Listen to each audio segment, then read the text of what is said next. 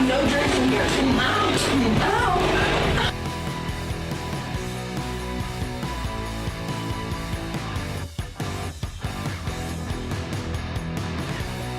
Push, bro. It was literally like, I called her, and she didn't. I would never hit my wife, and she's.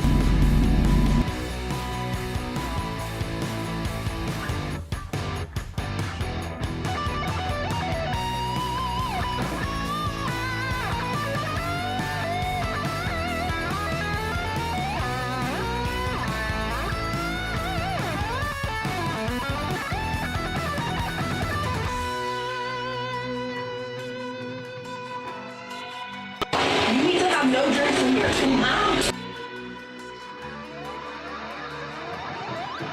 Time, instead of getting beat, she was claiming that he never laid his hands on her, he never beat her.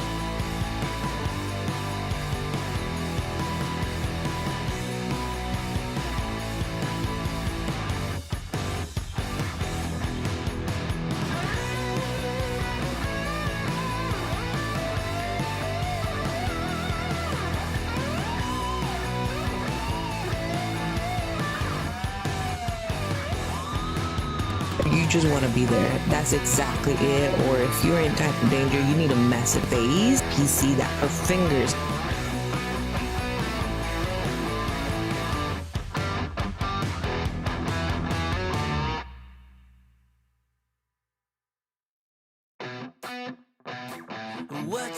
What you think about when you're born into a fire?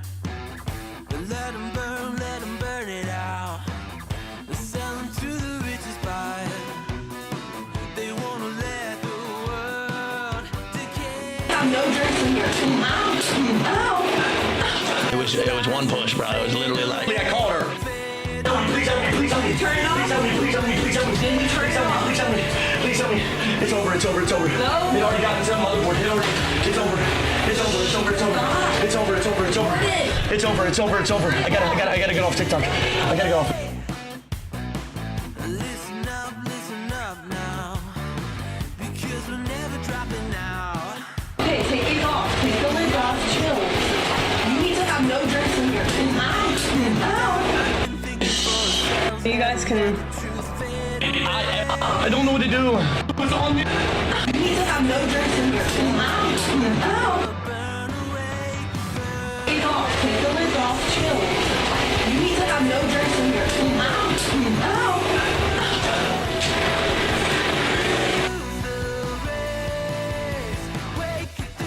It is porn.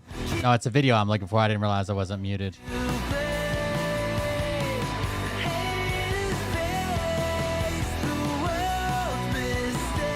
Sounded like porn though, didn't it?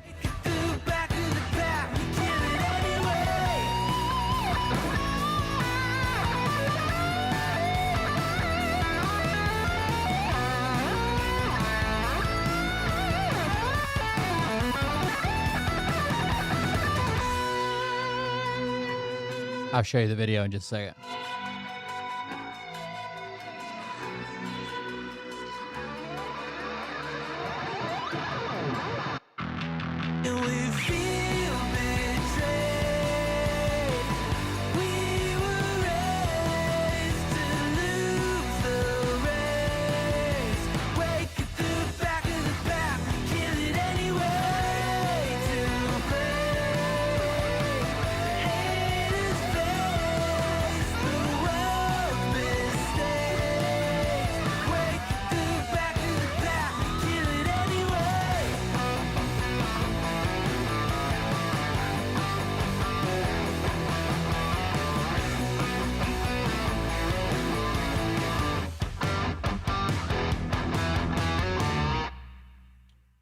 Stop the music. Boom. Start Facebook. I want you guys, maybe I'm crazy. Maybe the entire internet's crazy. You guys help me figure out what's happening in this video. I'll do the background for it. What's actually going on before the clip starts. And then you tell me what you think happened in the clip.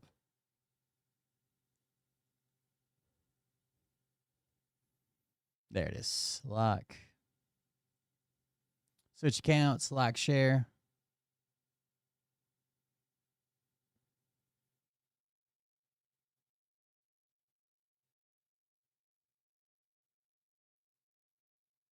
Move, bitch.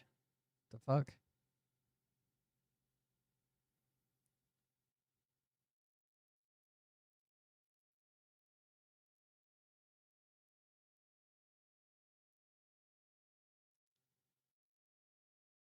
All right, here we go. Roll intro. Hey daddies, it's me, the Linda Binda from TikTok. I wanted to make this video because I wanted to thank you for watching Cold Beer Confessionals with Will Bird. I think that's just incredible. I've watched a few episodes and I'm just like very intrigued. But you know what I'm most intrigued in is Big Daddy's meat stick. I heard that it's very thick, like a good old German sausage. You know, Linda and her coochie loves that. Oh, never mind. Let's not go there. Anyways, I hope you have a good show and enjoy it as you can. There's a lot of weird things that go on, especially when it comes from the realm of Linda Bindaland. So, enjoy the show. Thanks for watching. Peace out. Welcome, everybody. I am Will Bird, and this is the Cold Beer Confessional. Thank you for joining us. Thank you for being here. Welcome. If you want to support the show, you guys know how to do it. Whatever. I'm sorry I'm late, but I'm here. That's what matters, right? Anyways, this video, okay, it's this upper video, right? This is the OBS signal, but this upper video. In this video, there's a guy streaming, and he's streaming a TikTok, okay? His name is Jordan. While he's streaming to TikTok, he apparently spills a drink. And he starts panicking. He's screaming, help me, come help me, it's over, help me, it's over, it's over. And then he's screaming for his girlfriend to come help. Now his girlfriend comes in, and you see this black thing in the corner of the screen? His computer's setting off to the right. So see this black thing? His girlfriend's just on the other side of that, okay? We're going to stay zoomed in like this. While she's standing there, he's got a towel. His girlfriend brings a towel and gives him a towel, whatever. While he's standing there, his girlfriend says, like, wait, you know, it's not that bad. And he's like, I got to end the stream. I got to do this, blah, blah, blah. But he's still streaming. And she says, well, it's not that bad. Get the lids on these.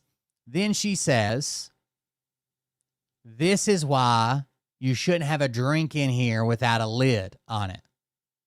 And then something happens. And the internet is trying to decide what happens. I think we all know what happens, but they're trying to gaslight us into thinking that we didn't know what happens. I want you to listen and watch, and you tell me what you think happened off screen.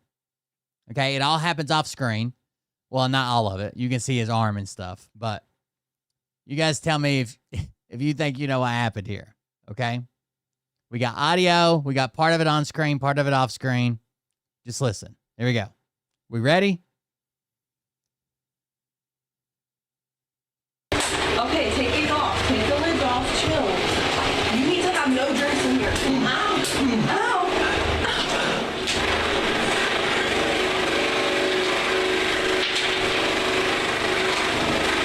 Ow. Did everybody see it? All right, let's play it again.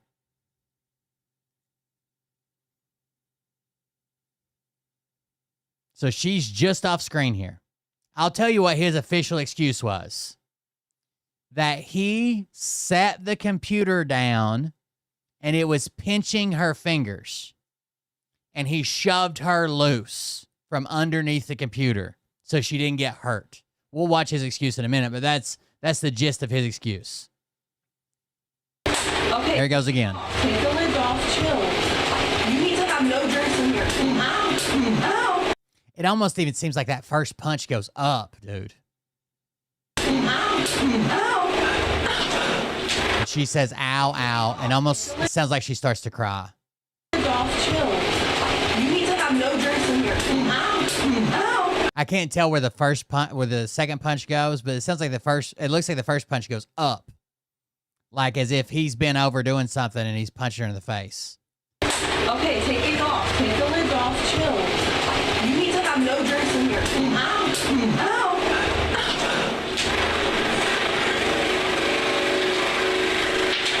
Now his chat's going crazy like, hey, he just punched the fuck out of his girlfriend. I don't think it slaps. I think he makes a fucking fist. Hold on.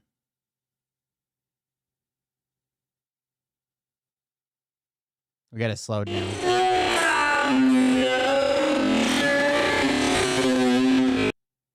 I think he's making a fist. All right, watch his elbow. Watch how straight this shot is. You can't slap somebody with a fucking straight shot. You have to swing for a slap. Full extension, dude.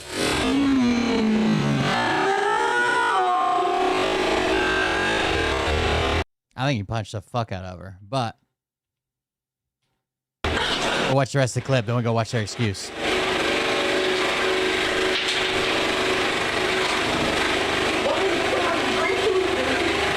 It was in here. It was on this. I don't even know how. I turned around and... I don't think you can tell if you're punching somebody in the face that fucking hard. I don't think you can tell the difference between a slap and a punch. Like a punch is fucking loud when you hit somebody in the face. I don't know what to do. I don't know what to do. I don't know what to do. Turn your thing off and turn the thing. And he didn't know if he was still streaming or not, if he was on camera or not. And he's like, I don't know what to do. I don't know. And she's still trying to help him. Okay, take these off. Take the lids off, chill. Last time. You need to have no drinks in here.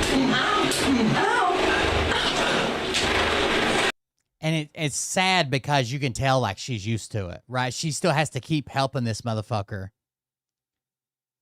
after, right? Like after he does this shit,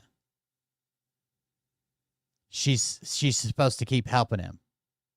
How fucking disgusting. His name's Jordan Cisco. He still has a gigantic following, but My soul, I'm not an abuser. We are in a happy relationship, a very happy. We're literally married, and we've been together for look at that fucking eye. 5 years. If there was Trust me. I wonder if it's still up on his channel. Is his explanation? No, he's privated. I wondered if his explanation was still up on his channel. people believe things all the time, like that's Look at her fucking face, dude. Holy shit. people. Like, how much makeup does it take to cover a fucking black eye? Look at this.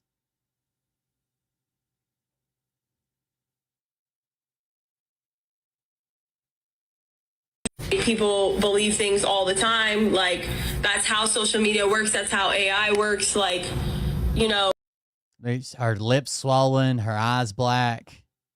people take things and run with it. This is their excuse, by the way. That's life. Whatever you guys choose to believe is your. Jordan Cisco and his wife came out to explain what happened. Damn it, I wanted to see the full fucking video.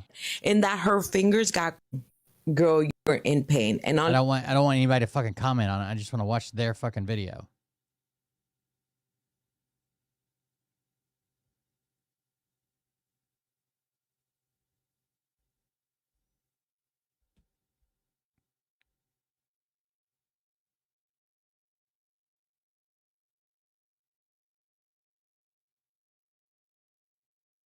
Sorry, I'm working on it. I think he punched the shit out of her, honestly. Then we find out that she's fucking pregnant, too.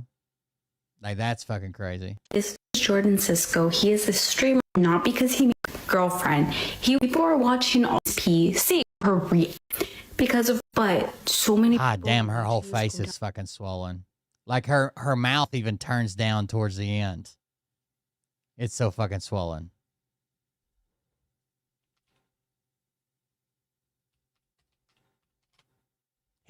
Nobody should be following this motherfucker. Fuck him.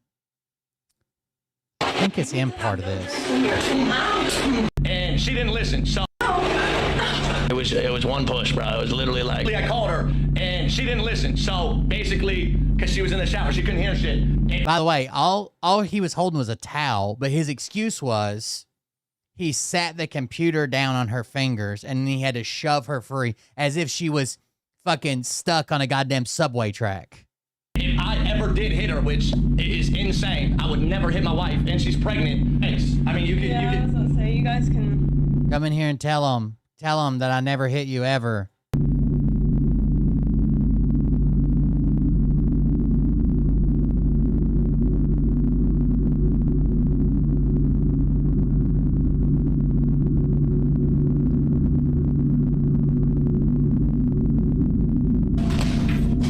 Here's some of the other times he's known to like flip out sometimes.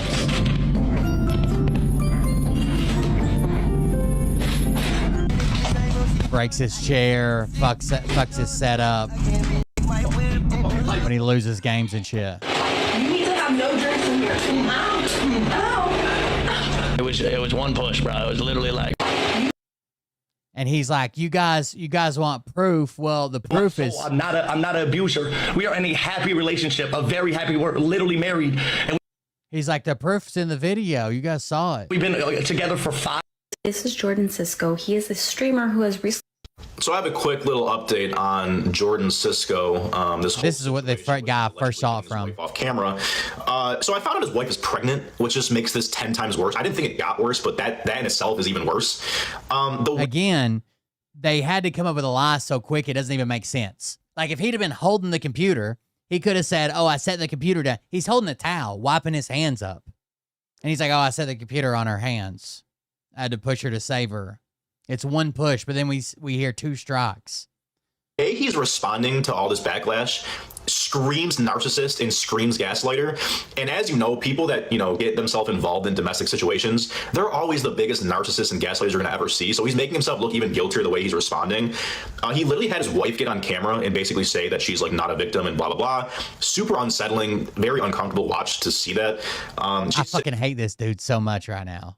Sitting there basically saying, like, look, guys, like, I have no bruises. Like, you don't see any marks on me. And I'm looking at her face, and she has a visible mark under her eye. And I'm just like, what do you mean you have no marks on you? Now, I don't know if she's, like, just had that the whole time, if she was born with it.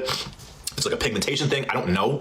But it looks like a mild, like a black eye, like a little bit. I don't know. You can be the judge of that. It was really weird that she's sitting there saying she has no marks, but she, like, visibly has a mark on her face. So, I don't know. But the problem is, too, and not only do I feel bad for her, but I'm, like, I think she's 21. Scared for her as well, because a lot of people that deal with actual domestic situations, they don't usually speak up because they're afraid of the backlash that their partner will do to them. Even if the computer case is set on her fingers, the option here is to pick up the computer case. I don't know that shoving her would work. And people like Jordan don't take responsibility for anything. They just blame the shit and they shift. She's like in some type of cycle where either she's planning to leave or doesn't think she can leave. She's used to it, whatever. And she knows that she's going to get fucking more if she doesn't come on and say, no, he's never abused me, blah, blah, blah, whatever. I got to save his career because he makes a lot of money streaming. On like basically anyone else, right? It's always everyone else's fault. So with this crazy backlash he's getting on the internet, I'm scared for her because I can only imagine that he's blaming her for it. And I don't know like what the repercussions are that he's willing to go, what he's willing to do. I really hope she gets out of that situation. His reposts too, like this guy is so corny. Like he's like reposting like all this religious stuff now and talking about how he doesn't want to be on earth anymore and how he's turning his life to God. And it's just like, bro, we know what you're doing, right? It's screaming narcissist, bro. I'm sorry. Like you're not getting yourself out of this regardless. Your career on social media is over. Your career in a lot of places is going to be over, right? You're not going to have many opportunities, which you rightfully so. But yeah, no, the way he's just like handling the situation just makes him look even guiltier in my opinion. So yeah, this is well deserved. I'm glad people are speaking up on this. So I have a quick little update on Jordan Cisco, this whole situation with him. Let me go to this guy's page. This is where I found it from anyways.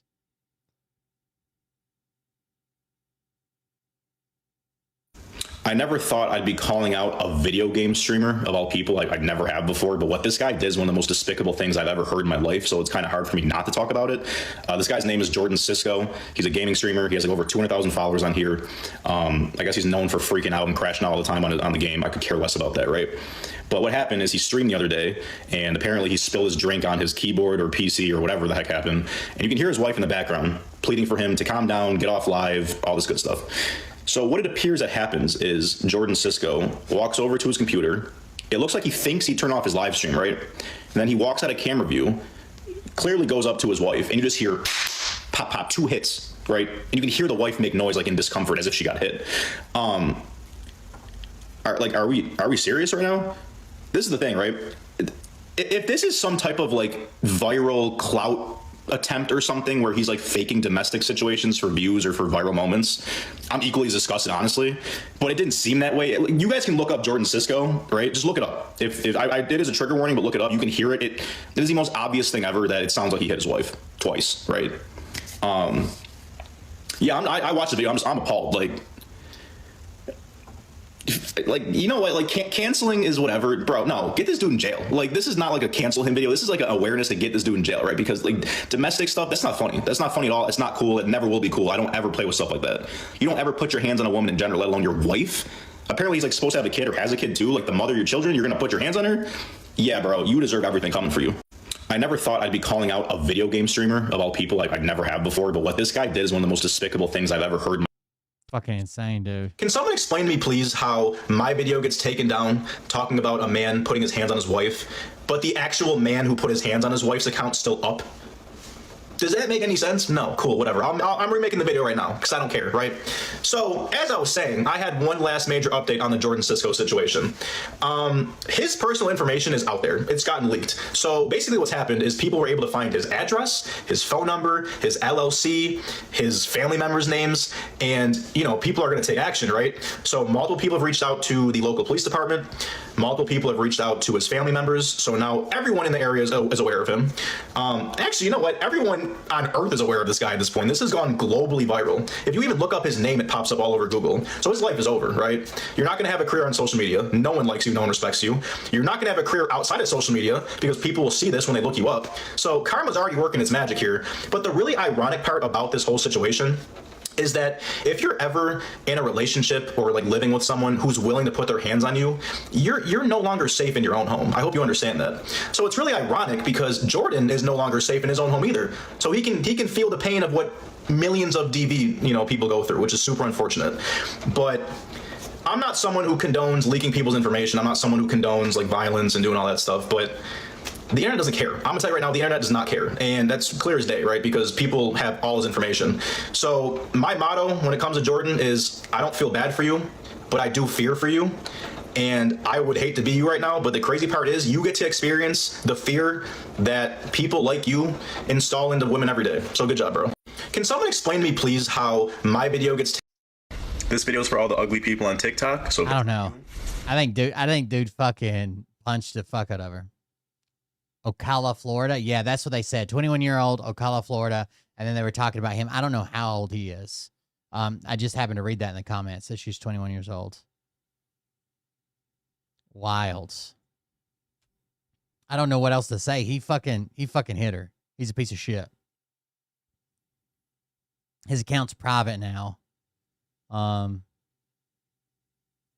People want this TikTok streamer canceled after they I can't believe that anybody would make excuses for him. That he put hands on his wife last night live on TikTok.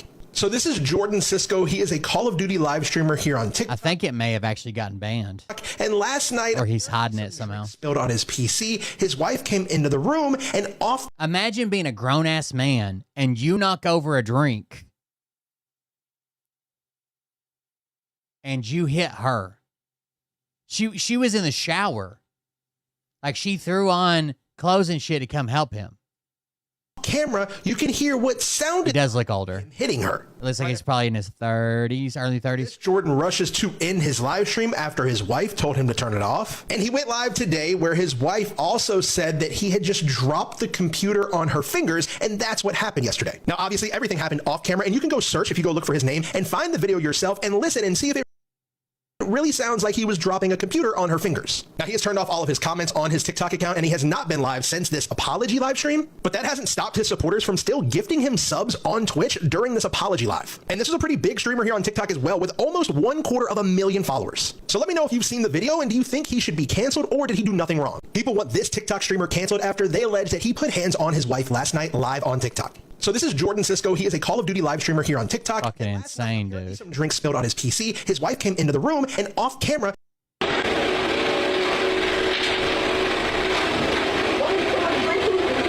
It was in here. It was on this. I don't even know how. I turned around and Calm down. I don't know what to do. I don't know what to do. I don't know what to do. Turn the thing off and turn the fan off. I have no drinks in here. Ow. And it's literally while she's telling him like you did something wrong, right? You shouldn't have any drinks in here, and he fucking hits her twice. I have no drinks in here. Ow.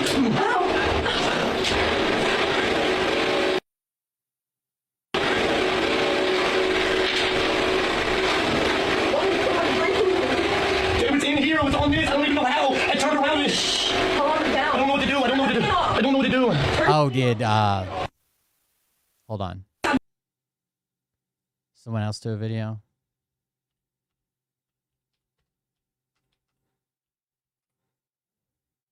Did Charlie do a video?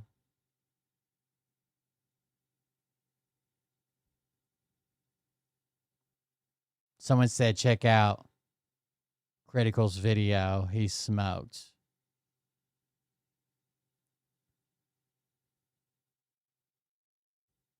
I don't see a video. 2 days ago. Goofy loser. Oh, here we go. 6 days ago. I got no wacky intro for you. I don't do Dinesh. Fuck Dinesh. He goes way too far. Fucking trying to destroy people's lives. Hiring fucking private investigators. Horrible shit. In this one, we're going to be covering a degenerate scumbag streamer who appears to have beat his wife on stream. And now, since it's blown up, he's trying to use a Jedi mind trick to convince everyone that their eyes were wrong. That you had a malfunction in your vision, because he didn't beat his girlfriend. He only pushed her, actually. Your eyes are wrong. You didn't see what you thought you saw. This is strategy. But how about I show you the clip first, and then we'll go ahead and digest that a bit. Okay, take it off. Take the lid off. Chill. You need to have no drinks in here. Ow.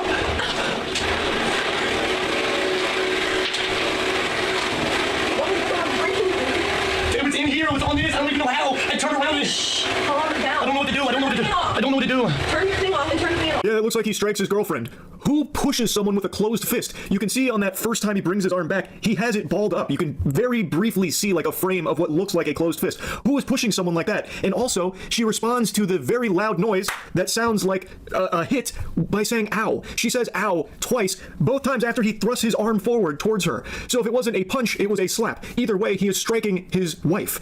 Like, he's trying to claim that it was just a push, which, by the way, is also a really fucking weird defense too. It's like, no, I don't hit my wife, but I push the fuck out of her, actually. I push her so hard that she says ow multiple times. Whoa, guys, let's pump. Her excuse for the owls was, if you listen to the video, you hear me say ow like I'm hurt twice, but then you hear me like breathe like I'm like relief because the computer that he set on me is no longer on me.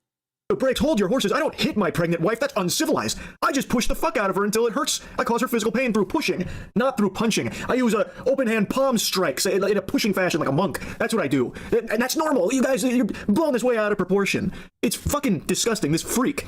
And now all of this is over him spilling a drink on his setup and him like panicking and throwing a temper tantrum over it. His wife came in to like try and help, and then she's over in the corner, and then you can see him lunge at her twice, throwing his arm at her twice in what appears to be a punch or a slap. Either way, it is a strike. That is not him pushing her, and even if it is him pushing her, it clearly hurt. He caused her pain. You can hear the impact. Like, you can't talk your way out of that. You can see and hear this through the clips. But here, let's do a little zoomed in version where you can really more clearly see and hear everything.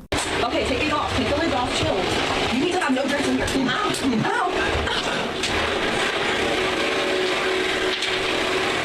I think it's pretty obvious. Now, I'll go ahead and show you his response to it, where he tries his best to convince everyone that they're wrong, and he doesn't hit his wife in the face, specifically, is what he clarified. He doesn't hit her in the face, and that what actually happened is that he pushed her. And actually, he pushed her to save her life, actually, because her fingers were caught under the PC, and it was that's what was hurting her. That's what was making her say, ow. And him being so brave and courageous, he pushed her twice, just like that, in order to, keep her safe. His pregnant wife, by the way. They're saying, like, the grunts make it look bad, like the way I was grunting. Brother, I promise you. Somebody said that in my chat. Like, you can tell, like, he, like, strains the grunts. I don't know what else to say. Like, it's literally like, no, I grunted in that. I mean, I grunted, but I wasn't hitting her, bro. I pushed her. That's the only thing that I did.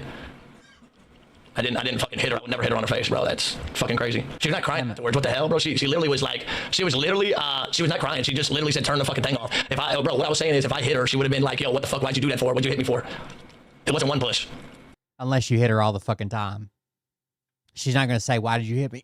If you hit her all the time. Damn it. I got strangled. It was one push, bro. It was literally like... It's so fucking ridiculous. Like, what he's trying to pull here, it relies solely on people being dumb enough, delusional enough, or just genuinely not caring enough to form their own... How fucking red my face is. God damn. I almost died on stream chat. Thanks. Somebody couldn't do the goddamn text Heimlich maneuver or some shit. In the clip, and will instead just take his word for it. The word of an embarrassing cringe fungus that can't stop raging anytime anything happens to him in his goddamn Call of Duty game. This guy flips out constantly, and then he starts becoming Donnie from the Wild Thornberries, and then like going crazy and just like punching and throwing and destroying things around his room. He has so many fucking rage moments, and in one of them, he even like charges at his wife again. But in that instance, he doesn't appear to hit her. Instead, he just like body bumps her, going for like some kind of like chest bump on her as she tries to check on him to make sure that he's still okay and hasn't given himself some kind of fucking aneurysm or blown a gasket. You fucking stupid! Oh my god, you just got me banned! You just got me banned! You just got me banned! You just got me banned! You just got me banned! You just got me banned! You got me banned! You just got me banned! You just got me banned, dog! You just got me fucking banned! Stop! You're shit! You're gonna ruin your... I don't care. You just got me banned! Giving himself some kind of fucking aneurysm. I want to see that again. Gasket. You fucking... Well, I call Ollie all the time Donnie from the Wild Thornberries. He's too young to even know what the Wild Thornberries are. But me and Mariah laugh about it. Stupid! Oh my god, you just got me banned! You just got me banned! You just got me banned! You just got me banned! You just got me banned! You just got me banned! You got me banned! You just got me banned! You just got me banned, dog! You just got me fucking banned! Stop! You're shit! You're gonna ruin your... I don't care. I don't give a fuck anymore. You just got me banned. You just got me fucking banned. You just got me banned. There are just so many clips just like this one of this fucking loser. It became his shtick. Like, I'm pretty sure he tried to make this his whole brand image. I can find clips just like this going back to 2024. He is always just freaking out constantly. Fucking loser. Oh shit, that was my bad. He's a fucking loser is what he is. I got no wacky intro. Look bad, like the way she would... It's becoming Donnie from the Wild... Sorry, I'm going back to it. I clicked off back to it. You just got me banned, dog. You just got me fucking banned. Stop! You're shit! You're gonna ruin your... I don't care. I don't give a fuck anymore. You just got me banned. You just got me fucking banned. You just got me banned. There are just so many clips just like... I could understand. It would be very frustrating if someone else got you banned and you like make hundreds of thousands of dollars a month from streaming like some of these big fucking streamers. But goddamn. This one of this fucking loser. It became his shtick. Like, I'm pretty sure he tried to make this his whole brand image. I can find clips just like this going back to 2024. He is always just freaking out constantly because he is just a maniac, like an actual lunatic person who needs to be institutionalized.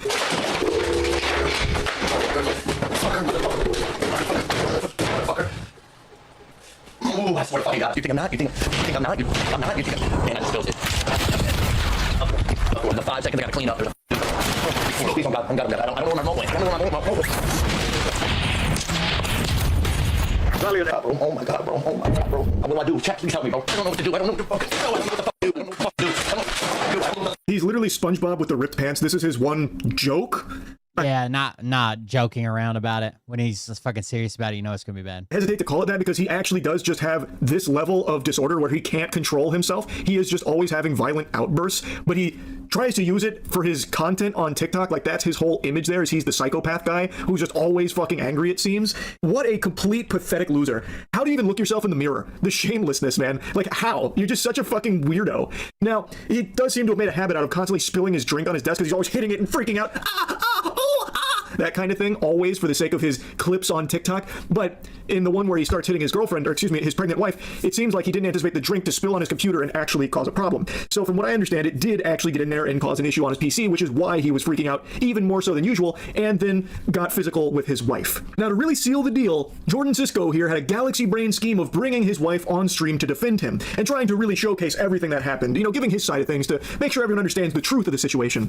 And his wife seems to have a bruise around her eye. That's what it looks like. I want to see what he says, Jeff. I'm literally like hyperventilating and shit. And then I come in here, and then she comes in running after me. Then I pick up the PC. I put it on top of that PC. You see that PC right there? I put it on top of that PC. All right, you understand? Let me put it in context, bro. So when she's standing there, I'm putting the PC on right here. Hold on, let me see. Wife, can you come record this, please? We're watching her hold it. We're watching you hold a towel. Wifey, by the way, I just want to, before I'm talking about the, come here. Before I'm talking about everything else, like, if I ever did hit her, which is insane, I would never hit my wife, and she's pregnant, she would have... It looks like you can see, like, the fucking mark in her face from where he fucking apparently hit her, you know? Looks like she's got a fucking black eye. Have stuff on her face. I mean, you can... So you guys can... Look here. Literally see, like, I have shorts on. It really does look like that. I mean, if that's not a black eye that she tried covering with makeup, why wouldn't she say like, "Oh, this is like something else I got," or "This is a birthmark," or "I know it kind of looks like the shadow like I got." It's not a black eye. But the fact that they try to ignore it and it's covered with makeup makes me think it's a fucking black eye, and they covered it with makeup.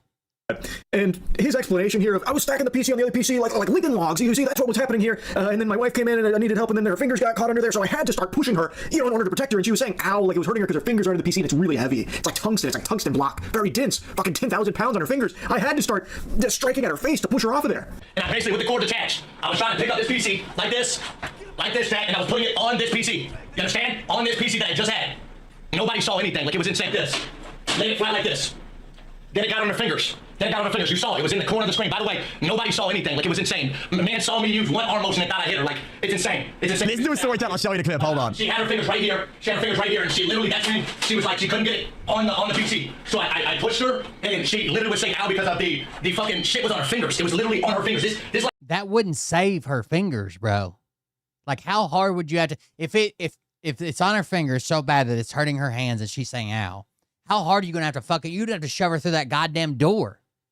I don't know how much it weighs, but it was on her fucking fingers like this. The story doesn't make any sense. She wasn't saying ow until you threw your arm towards her, man. And you're saying you only pushed her once, but you can see your arm go towards her twice, and she says ow both times. If the pain was caused by the PC on her fingers, she would have been saying ow or expressing discomfort before you started thrusting your arm towards her, you wife-beating freak, you fucking scumbag. And every sensible, sane person on the planet is calling him out on that obvious lie there. There are no other explanations for what happened here because his official story doesn't pass the smell test. If the pain was caused by her fingers being under the PC, why was she not saying anything like ow until you started doing this at her? And he's saying he only pushed her once, but you can see 2 thrusts towards her. So what, did the second one not happen? That just doesn't exist? He's just rewriting the lore there, just trying to hope that you didn't watch the clip yourself? It's just ridiculous, man. I'm not, I swear on my life, on my soul, I'm not an abuser. We are in a happy relationship, a very happy, we're literally married, and we've been together for 5 years. Trust me, if there was something up, our whole family would know about it. I'm telling you. Here saying ow, ow. I'm telling you, we are in such a happy relationship. She's gonna be talking about herself, by the way. I'm gonna be out of the room because I want y'all, I don't want y'all to think I'm being like that. The skin contact that you guys are talking about, where you're hearing it, Jordan was so freaked out in that situation, and I love him, and I've been with him for 5 years. Like, when Jordan flips out, like, I mean, y'all have seen him many, many times. See how her face turns down here? I mean, if he punched me, I mean, it would be very obvious. I'm very pale. It'd be very obvious if he, like... Yeah, we see it. Like, literally hit me or something. So... Right. She's not really saying that. God damn. Here's a tip. Next time, look the other direction. I don't care where chat's at. Look the other way. She's not saying he did it either. What I normally look like all the time. She goes on to say that if he hit her, it'd be very visible, and that the mark on her eye is just what her eyes normally look like. Now, I haven't seen a picture of them outside of, like, a stream setting, so I don't know if that's true or not, but it definitely does seem like a mark. But she goes on to defend him, and it's just heartbreaking. And even in the initial clip, after the very clear signs of a strike and the sound of the impact, the skin-on-skin contact, she, like, responds, ow, and then, like, kind of shocked, like, you can hear that. And then she goes back to talking to him as if it's normal. I don't know if Hassan shocked the dog or not. I know there's people debating that back, but I don't like the way Hassan treats his dog. Like, the dog's just supposed to stay there and not move for fucking 8 hours while he goddamn streams. Like, all I did was put one fucking paw off the goddamn, like, holy fuck, why don't you just let your dog wander around? Normal. Like, it's just business as usual. Like, it's treatment she's used to. And it's fucking heartbreaking to hear that. And for him to then put her on stream, like, okay, she's going to talk all by herself. I'm not going to do anything. She's going to talk all by herself. Now she's going to be over here and you can ask her anything you want. She's going to talk all by herself. She's going to be on there. And then she sits there to, like, defend, like, oh. I understand you're giving active commands to the dog, like, stay here, whatever. But it's just supposed to set in your background like a prop for your stream. And then if it moves at all, you're like, God damn. What are you doing? Get back up there. Like, what? It's a dog, dude. No, it's all good. It's just very sad and scary. I just had to yap about this. I'm wishing the absolute best for her and the baby. I really hope she finds a way out of this relationship. I think the evidence is pretty clear that there was definitely a impact that caused pain, if not a punch, potentially a slap. I don't believe his narrative that it was a push, but even if it was just a push, why are you pushing your fucking pregnant wife? Why are you putting your hands on her aggressively like that? He's saying he only pushed her once, which again is easily Lindsey Graham's at fucking Disney World. Well, it's categorically false because you can see twice he thrusts his arm towards her. So if it is a push like he claims, he did it more than he's saying he did, and it clearly was aggressive and a violent push. But I am of the belief that it was either a punch or a slap based on the sound of things. A push doesn't make that kind of sound. But I will reiterate again, if it was a a push, it's still completely unacceptable to be with a bubble wand. That's the world we live in right now. He is in Disney World with a bubble wand. Violently shoving your pregnant wife, you gross fucking scumbag freak worm person. This whole thing has been infuriating. Worm person? Not only a ban, but an investigation that should probably lead to jail time, I would think. Like, they should look into it at least. I think the evidence is pretty clear, but let's see what authorities have to say. I hope there is a follow-up to this, because it's just completely unacceptable. So yeah, I wanted to yap about it. That's really about it. So yeah. Pretty bad. Let's see Lindsey Graham. I think he fucking hit her. I don't think he should have any fucking followers. I don't think he should have a wife. I don't think he should be near his fucking kid if she is pregnant. Like they said, I don't fuck him. Put him on goddamn Epstein Islands and then hire pedophiles to go fuck him. Not because of anything that Lindsey Graham says or anything graphic on screen, but because I want to repeatedly reiterate that Lindsey Graham is a cuck for Donald Trump. Lindsey Graham is a sitting United States senator, somebody who has a lot of power in the United States, but he has decided to cede all of that power to Donald Trump intentionally so Trump can wage a war without congressional authorities. Lindsey Graham seen holding Disney-themed bubble wand despite claiming theme park visit was a business trip. Republican Senator Lindsey Graham is among the lawmakers being ridiculed for taking personal trip amid the Department of Homeland Security shutdown after TMZ published photos of Graham walking around Disney World with a bubble wand toy, dining at Chef Mickey's, and standing in line for Space Mountain. The South Carolina senator appeared to be wearing business attire while holding a pink bubble wand toy while walking around the Tangled area of Magic Kingdom Friday, the tabloid news outlet reported. Saturday, Graham appeared to be in more casual clothing while boarding the roller coaster ride at Space Mountain. The South Carolina senator defended his trip to Disney World, telling TMZ he met some friends at the theme park after meeting in South Florida on Friday with Trump official Steve Witkoff and others to talk about the possibility of normalization between Saudi Arabia and Israel. I voted 7 times to fully fund the government. Call a Democrat, Graham told the news outlet, saying he had returned to his home state by Sunday. So Donald Trump can place tariffs without congressional authority. Lindsey Graham has been on Fox News day in and day out, frothing at the... I think he's probably got like a furry thing. He likes seeing the actors. Like, he probably follows Goofy around all day. Mouth, wanting to send more troops to the Middle East, admitting that he is Israel first. He literally says it. I'll play it for you in just one moment. He admits that he's asking people in South Carolina to send their sons and daughters. I'll play it for you in just one moment. All the while, Lindsey Graham is at Disney World. He just got caught lying about being at... Look at this motherfucker with his bubble wand. Disney World. We have video of Lindsey Graham acquired by TMZ. Let's say he is on a work trip. Let's say 100% he's on a work trip. He had to go meet Trump. They had to talk about Israel and all the money they split from fucking Israel and sucking off Benjamin Netanyahu or whatever. After his business trip, his official government business trip, he goes to Disney World alone?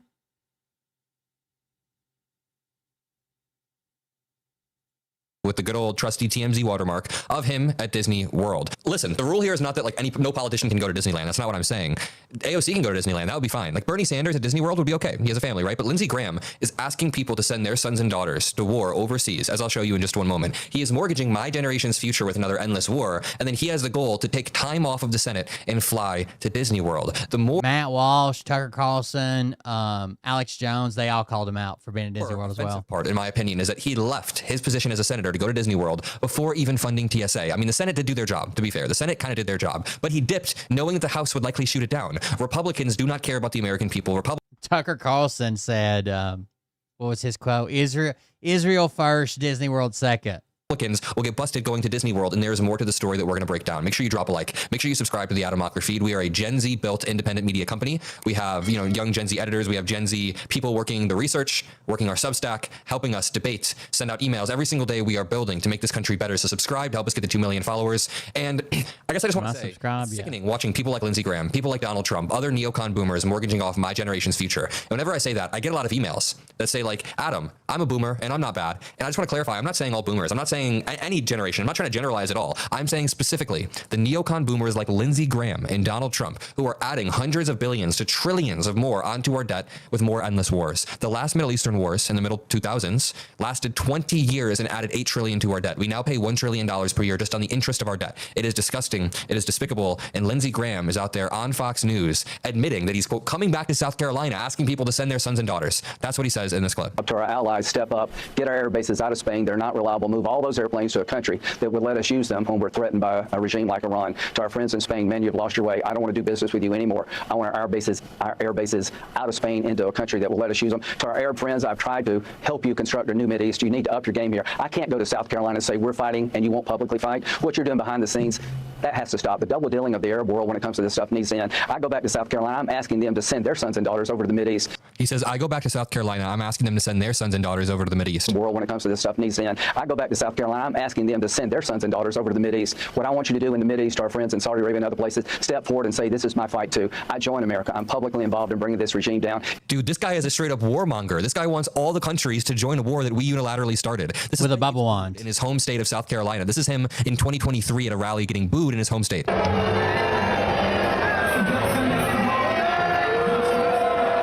Freedom isn't free, guys. It starts at an all-girls school.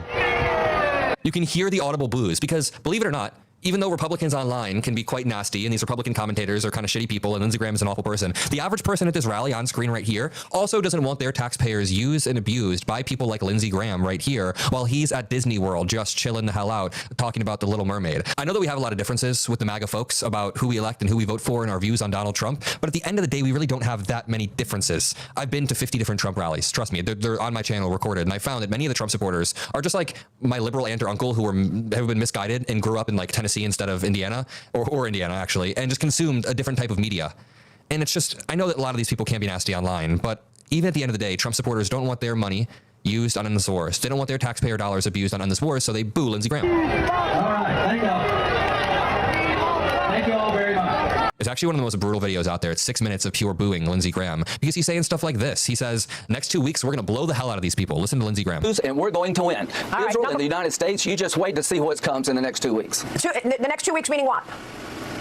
We're going to blow the hell out of these people. This regime is in a death row now. It is going to be on its knees. Even Maria Bartiromo is just shocked. She's like, I thought this was Fox News in 2026. I didn't realize we were on Fox News in 2005 in the midst of new Middle Eastern wars. She's like, holy shit, this is very intense. And Lindsey Graham is quite literally frothing at the mouth. We're going to blow the hell out of these people. We're going to blow them up. Well, not me. When I say we, I mean, I'm going to be in Disney World talking about The Little Mermaid with my family. I mean, other sons and daughters that I'm talking about sending to the Middle East. In this clip, he admits he likes Israel. He's Israel first. All the anti-Seminites, all the isolationists. I don't believe. The Seminites. Forget it. Anti-Seminites. I will be with Israel to our dying day. They're the best ally we could hope for. So we have a commander-in-chief. That's a real convincing argument for my generation and for the American people that we should all just be with Israel. This is Israel's war that we're fighting. The reports are that as we're planning on going boots on the ground, Israel is planning on not doing that. But let's read this article. Bloodthirsty senator busted lying about trip to Disney World. Lindsey Graham's work trip accessories included a Little Mermaid bubble wand. Congress's most bloodthirsty warhawk took time away from defending Donald Trump's conflict with Iran to have breakfast with Mickey Mouse. Republican Senator Lindsey Graham, a staunch supporter of the Middle East conflict that was never formally authorized by Congress. Again, he is a cuck. He is a huge cuck. I issued that warning at the beginning because I wanted to talk more about how much of a cuck he was, but I forgot because he's just such a warmonger as well. He was photographed spending time at Walt Disney World over the weekend. Graham, however, said he was in Florida on business and merely made a pit stop at the Vacation Kingdom to, quote, meet friends after being spotted. Who's your friend, the Little Mermaid? Is that why you need a Little Mermaid wand? But new photos obtained by TMZ show the 70-year-old lawmaker who has no children and who has never been married, strolling through the Magic Kingdom, clutching the Little Mermaid-themed bubble wand. Lindsey Graham, what are you doing? Confirmed Witnesses. bachelor. I didn't know he had no children and had never been married. I thought the sort of gay stuff was just a rumor that people used to poke fun at him. I never really engaged in it much. I mean, he has shit policy. I just talk about that more. But why does he have a Little Mermaid wand if he doesn't even have like grandkids? I kind of assumed he was there with his grandkids, no? To continue, witnesses told TMZ that the South Super Bachelor, the $40 wand for a little girl while she was in the bathroom. Nah, this is weird. Before that, photos released Sunday by the outlet show Graham pouring himself a cup of coffee while an employee in a Minnie Mouse costume meets a family to his left. Another image depicts the senator waiting in the buffet line. Graham brushed off the brunch photos in a statement to the outlet that read, quote, I was invited to a meeting in South Florida on Friday with Trump official Steve Witkoff to talk about the possibility of normalization between Saudi Arabia and Israel. You do this at Disney World? It sounds like he's talking about the normalization between Mickey Mouse and Goofy. I went to Orlando to meet friends after. I'm already back in South Carolina. The Daily Beast has reached out to Graham for clarification on the newly released photos of him inside the park, seemingly playing tourist as war rages in the Middle East and the longest government shutdown in the United States history continues. He is continually thirsting over more wars. Oh, I forgot to play this clip where he's asking for another war with Cuba. I'm not looking for a fair fight. If we get in a fight, I want to win it. I want to win it quick. I'm in Miami. You see this hat? Free Cuba. Stay tuned. The liberation of Cuba is upon us. It's just a matter of time now. You see this hat? Make Iran great. President Trump said the only way to make Damn, dude. is for the people to take over. We're marching through the world. It's like we're living in a parody of themselves. Dude, Trump ran on no new wars, and instead the MAGA fan like an SNL skit got Lindsey Graham's most sick, twisted, wet dream. Lindsey Graham is loving every single second of this, and he's doing his Fox News hits, just frothing at the mouth, drooling over the rampage that Trump and Marco Rubio are going on. I'm gonna leave it there. If you appreciate these videos, drop a like, subscribe to the Adam Mockler feed to help the Gen Z media company get to 2 million followers. I love you all. Peace out. It's insane, right? Holy shit, dude.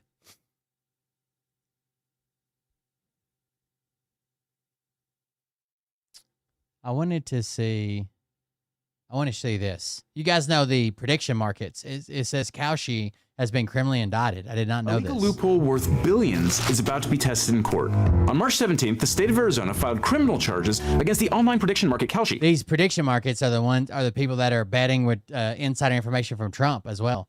For allegedly selling bets on sports games, upcoming elections, and other exciting contests of skill and chance, like will Elon Musk make it to the Super Bowl? We allege that Kalshi, which is a prediction market operator, is violating Arizona gaming laws. Meanwhile, insider trading on these platforms is spiraling out of control. An editor for Mr. Beast traded about $4,000 worth of perfectly timed bets on Kalshi related to an unreleased Beast video. He got caught and referred to the feds for criminal insider trading. And then there's this anonymous person on Kalshi's main competitor, Polymarket, who somehow knew that Trump was going to invade Venezuela hours before Trump ordered the strike. They walked away with over $400,000 in profit from a $32,000 long shot bet. There's a paradox here. That's the two big ones. Kaushi and Polymarket. Securities, but these are bets, which is gambling. So what are prediction markets like Kaushi and Polymarket selling? Bets or securities? Gambling or investing? The answer is yes. That's the loophole that's making Kaushi billions, one that challenges the bedrock tension in the U.S. Constitution between states' rights and federal supremacy, and it's heading for a big showdown in court. Picture this. You're a farmer, and you're about to spend every spare dollar you have to plant 1,000 bushels of corn in the spring. The current market price of corn is $5 a bushel, and if that price holds, you'll make a humble profit. But a lot can happen between now and harvest season. So you write up a contract with your usual buyer. Hey, let's agree that come this fall, whoever holds this contract will buy 1,000 bushels from me at $5 a bushel. I'll also pay you a little fee up front for your troubles. Done deal. Cool. You've just protected yourself from market swings ruining your life at the cost of not getting a windfall if prices skyrocket. It's not a bad deal. And if your buyer wants to speculate, he can now sell that contract to someone else, who can sell it to someone else, and so on. When harvest season finally comes, somebody is obligated to buy that corn for $5 a bushel, and if current market prices are above $5, they're thrilled. If under, not so much. This is the fundamental principle of a futures contract, and they're essential securities for the market health of mass-produced commodities like corn, wheat, oil, and orange juice. The cold winter has apparently not affected the orange harvest. But they're also kind of a zero-sum game. Whenever one side of the contract wins, the other side kind of loses. And it's worth noting that futures have a funny way of making traders insanely rich or insanely poor very quickly. The trading of futures contracts is regulated at the federal level by the Commodity Futures Trading Commission, or CFTC. Okay. This ensures that only registered brokers who know what they're doing, at least on paper, can trade on the future markets, and that everyone plays by the same rules no matter what state they live in. Enter Kalshi. Founded in 2018 by MIT graduates Tarek Mansour and Luana Lopez Lara, Kalshi purports to be a marketplace for a specific type of a future called an event contract. You can literally bet on anything. It's crazy. So if you're a farmer, there's no need to negotiate a future purchase price with the guy buying your goods. Instead, you just hedge your risk with a contract against the price of corn falling below $5 a bushel. Okay, for the three of you out there that passed their Series 7 exam, event contracts are technically swaps, not futures, but it's more straightforward to explain them in the context of commodities futures. For the rest of you, if you want the cliff notes on swaps and how credit default swaps screwed over the world in 2008, consult your local Margot Robbie in a bathtub. Think shit. So with this network, Kalshi is a place where traders of all sizes can go and take out contracts from other traders on stuff that may or may not happen in the future, like will Kamala Harris attend Trump's inauguration, or will an announcer at the Super Bowl utter the delicate words tush push. Kind of feels like gambling though. Well, Kalshi and their lawyers argue that their event contracts are bona fide securities, just like any common commodities futures contracts. The fact that the contracts may look like a fun way to gamble at home for the whole family is irrelevant to statutory classification. In other words, betting that Taylor Swift will take a spill on stage may seem like the silly randomness you find in gambling halls. The Q-tards are right. We're in a movie. Maybe. In her record label. And so in November 2020, Kalshi broke through the regulatory guardrails and got a federal designation from the CFTC as a designated contract market, or DCM. This was huge for Kalshi because DCMs are retail operations. You don't have to be a registered broker to access them, and Kalshi can self-certify their contracts under 7 U.S.C. 7A Tac 2 without regulatory approval. Their competitor, Polymarket, didn't get the same DCM designation from the CFTC. We're going to come back to them later. So for several years, Kalshi was a niche product for financial enthusiasts and political obsessives. Then the 2024 election happened. One of the most popular event contracts of all time for the site was who was going to win the 2024 election, Trump or Harris. Kalshi's crowdsourced prediction was spot on. Legacy pollsters were way off, people who bet on Trump made money, and Kalshi exploded in popularity. By December 2025, more than $12 billion had been traded on Kalshi and its main competitor, Polymarket. Kalshi became the official prediction market partner of CNN and CNBC. The AP is now licensing its election data to Kalshi, and more than $1 billion was wagered on the Super Bowl alone. And fascinatingly, becoming legitimate quick. It's the first app for legal sports betting in the United States. By some estimates, sports-related markets now account for roughly 80% of Kalshi's trading volume. But you're never going to find the words like betting, wager, gambling, or sportsbook in their literature. Because according to Kalshi's lawyers, they are nothing like their other major competitor, the sinful sports gambling app FanDuel. Your favorite edge-cutting journalist at Good Work explains why. On FanDuel, you can gamble on who will win a game between the New York Knicks and the Toronto Raptors. Whereas on Kalshi, you can mark yes or no on who will win a game between Toronto and New York K. Do we see what I'm talking about? This one is gambling, and this one is buying or selling futures contracts that give us a better perspective on who is more likely to win, either Toronto or New York K. Those are different things. Case closed. Comedy aside, this is Kalshi's actual position. They're not a sportsbook, they're an exchange. Users don't make wagers, they place trades. It's not betting, you guys. Just ask the 18-year-old college students who won or lost hundreds of millions on March Madness outcomes last weekend. I'm sure they'll all refer to Kalshi as the regulated marketplace where I place trades on the outcome of the big game. This game of newspeak wordplay seems silly, but Kalshi's future to legally operate in the United States depends on it. Because if they truly are a securities marketplace, they're definitely walking a line. The guys at the top have already given. Are they on the right side of the line or not? His guide to run the CFTC, and he withdrew a Biden-era rules change that would have prohibited sports and political event contract trades on prediction markets. Oh, and last year, after Daddy took office, Don Jr. was conveniently appointed as a strategic advisor to Kalshi, and a few months later invested an 8-figure sum into Polymarket. And he closed the year out by announcing Truth Prediction Markets on Truth Social. Do with that what you will. But if Kalshi is truly just a sportsbook wearing a securities market skin suit, and all this is just gambling by a different name, then states have the right to regulate it, not the federal government. And if Kalshi is not following state statutes, that could be a criminal offense. Now, whether it's surveillance cameras or data breaches, it really feels like we're losing out on a right to. So the argument is who gets to regulate it. If it's betting, then it's the states. If it's securities, then it's the federal government. These days. Your cell phone number, home address, email address, private social media accounts, and tons of sensitive data are shockingly easy to purchase by anyone online. But malicious actors can't hurt you if they can't find you. So you can fight back and take control of your private information by signing up for today's sponsor, Incogni. Because Incogni wipes your personal information from the internet by searching the internet, reaching out to data brokers and websites directly on your behalf, and forcing them. I'm over here performing surgery at the same time we're doing this. Take care of that too, because Incogni fights back. But what makes Incogni truly powerful in taking control of your privacy is the custom removals feature. It allows you to flag an unlimited number of sites where your data is exposed, and you can even have Incogni's privacy experts review and tackle the most uncooperative data brokers and people search sites. Now, I've been using Incogni for years now. And in that time, you can see I've been on hundreds of lists, some of which had a high sensitivity score, meaning the broker had tons of data on me. Luckily, Incogni has completed hundreds of takedowns for me in that time. Now, I could never do this myself, so thank you to Incogni for saving me weeks worth of work and adding me to over 40 suppression lists. And Incogni will continue to conduct ongoing removals because even if the broker removes your data once, they'd always collect it and publish it again. So if online privacy is important to you, give Incogni a try. If you scan the code on screen or click on the link in the description, you'll get 60% off their unlimited plan. Or you can try Incogni risk-free for 30 days. And if you do decide you want to keep it, you'll still get the 60% off discount so long as you use my code LegalEagle, all one word. So sign up for Incogni or I'll see you in court. The state of Arizona sees Kalshi like this. If a person puts money on the outcome of a basketball game, they either win or lose depending on which team wins the game. And then the platform takes a fee.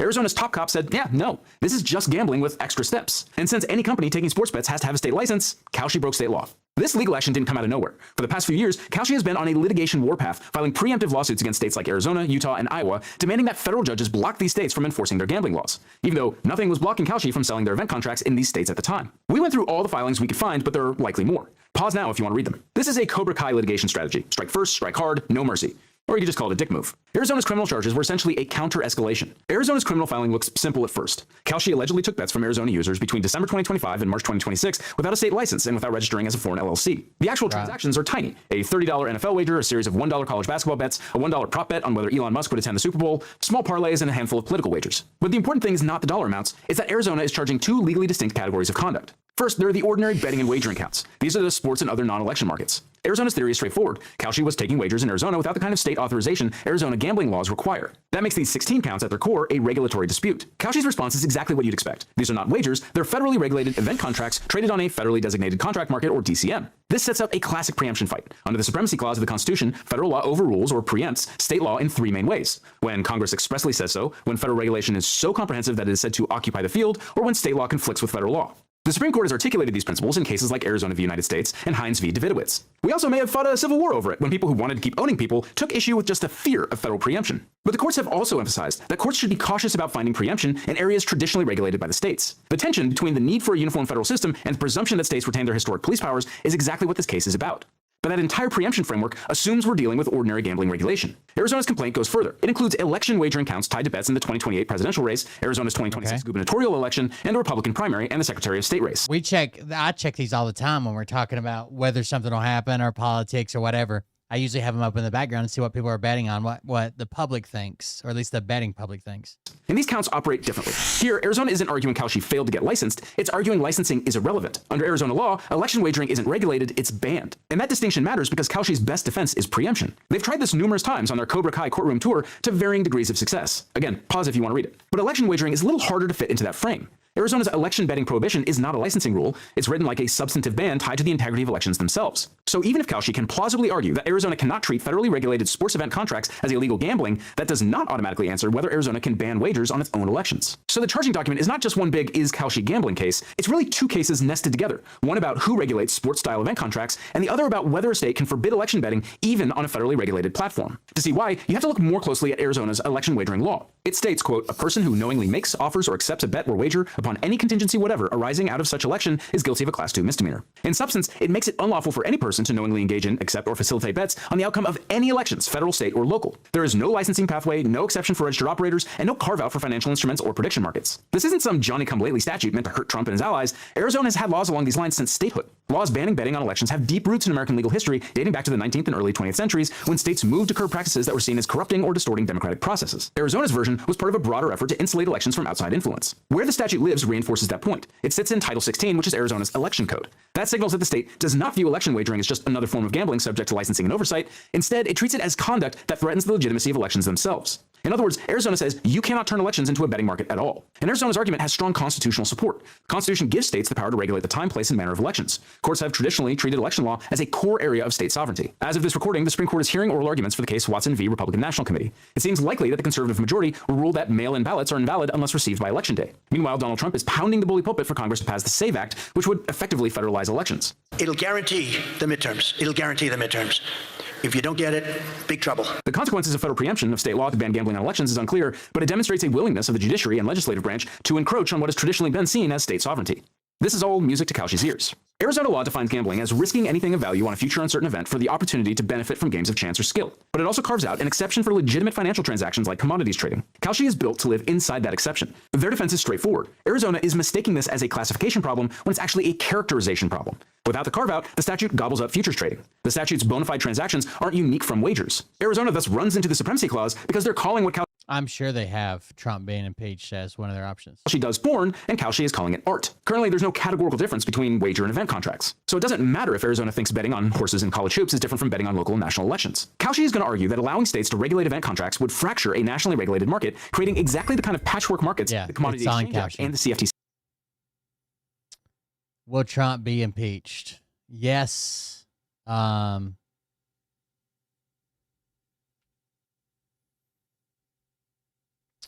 If you bet yes and win, you get $137. If you bet $100, you get $137.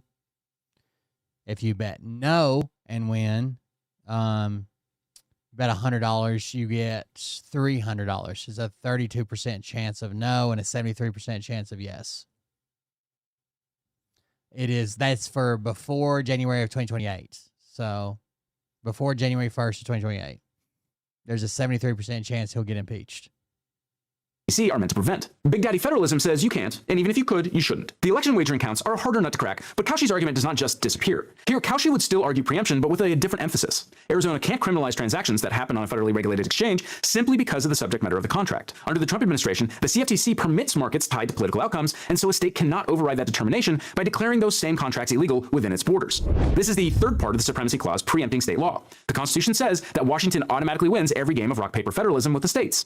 Good old rock. At the same time, Kalshi would likely try to reframe the state's election integrity rationale as functionally indistinguishable from ordinary gambling regulation. You can't be pardoned from impeachment. The state may call this an election law, but from Kalshi's perspective, it's still an attempt to prohibit a class of financial contracts based on their underlying event. And if that's true, then the same preemption principles should apply. And it's easy to see the underlying moral argument. Elections have big consequences. Kalshi is offering a product that allows users to effectively take out financial insurance policies if any given election doesn't go their way. But the challenge for Kalshi is that this argument asks the court to treat a state's regulation of its own elections as no different from its regulation of sportsbooks. That's legally plausible, especially now that the Supreme Court appears to be open to rewriting state election laws, but it's much harder to pull off. So will it go in Kalshi's favor? Well, Kalshi would be the first to say, want to bet on it? And so would their biggest rival, Polymarket. Both Polymarket and Kalshi are New York-based CFTC-designated contract markets. But Polymarket's regulatory compliance came late. In 2022, the CFTC ordered Polymarket to pay $1.4 million in civil penalties to resolve charges that it ran an unregistered trading facility. As a result, Polymarket moved its operations offshore and blocked U.S. users, which was a trivial barrier for anyone with a VPN. But when Trump appointed Michael Selig as chair of the CFTC in 2025, he directed the agency to withdraw the rule change on sports and political wagers, stating that he supports responsible development of event contract markets and the important role they play in the broader financial system.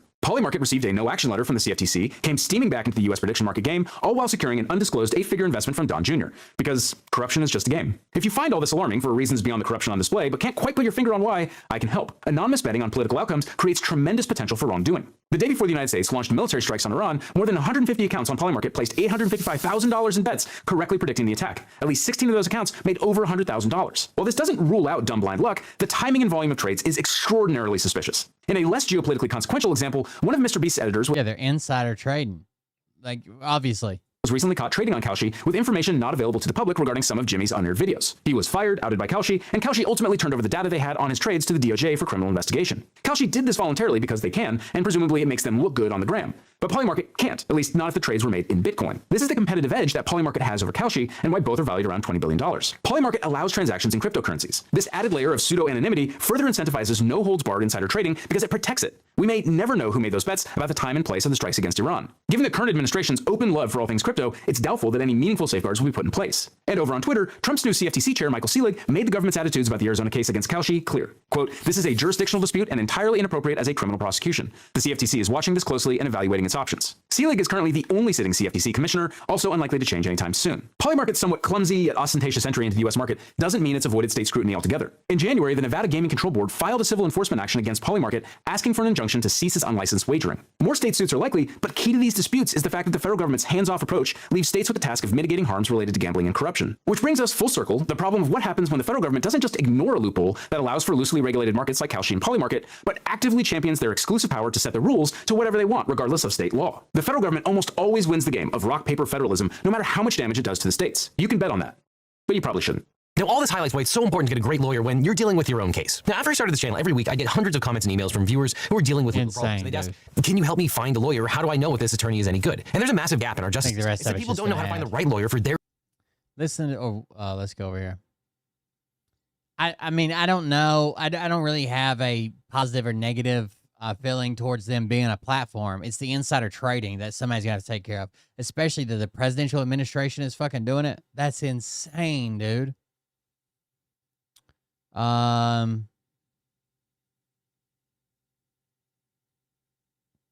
Here's things that never happened.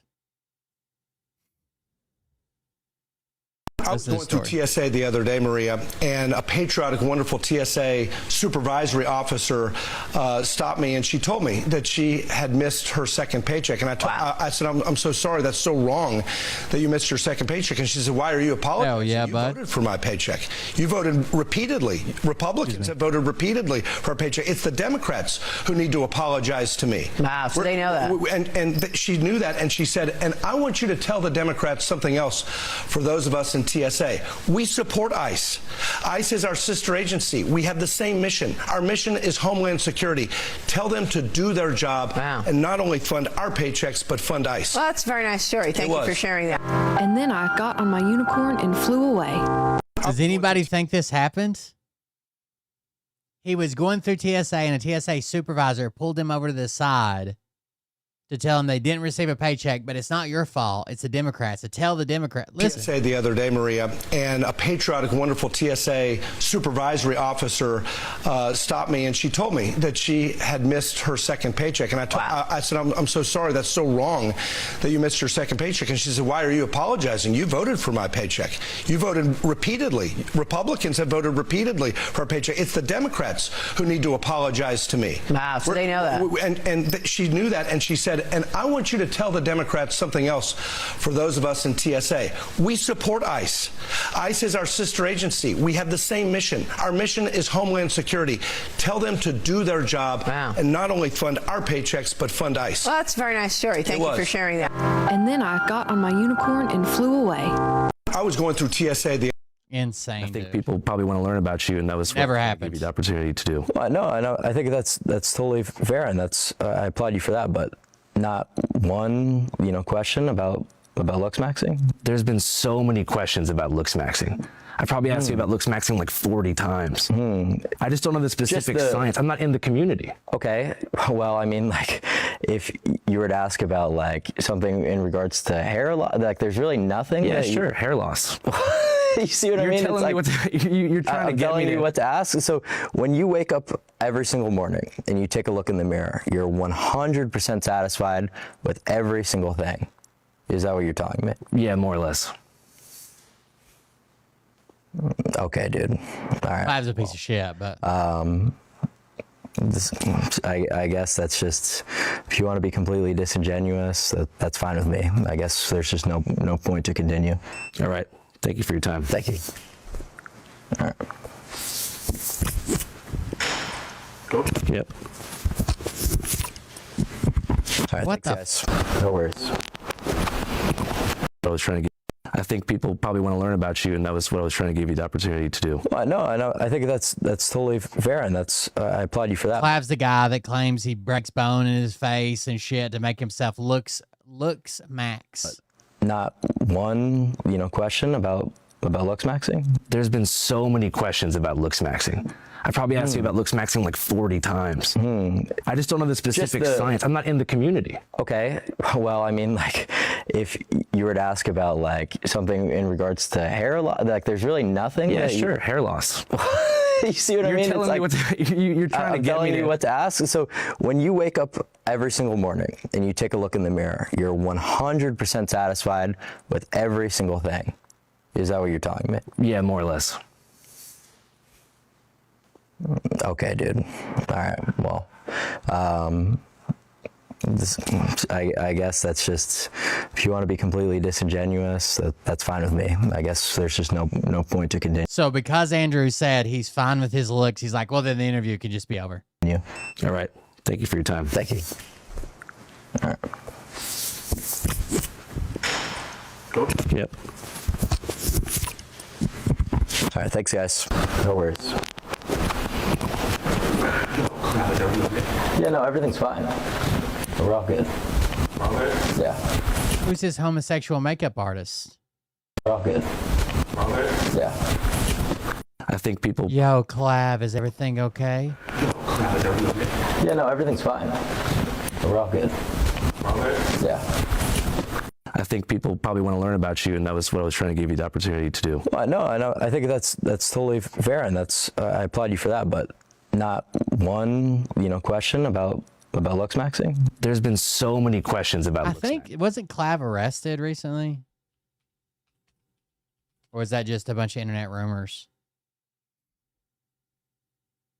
A popular influencer known as Clavicular has been arrested in Fort Lauderdale. Police say 20-year-old Braden Eric Peters was taken into custody on a warrant for misdemeanor battery. Authorities say the warrant came out of Osceola County, where Peters and a 24-year-old woman are accused of attacking a 19-year-old inside of a rental home near Kissimmee. Investigators claim Peters actually instigated the fight and even posted it online. Both suspects were arrested and booked into jail. Peters, known for his looks-maxing content, has hundreds of thousands of followers across social media. The case is still under investigation. I saw him shoot an alligator.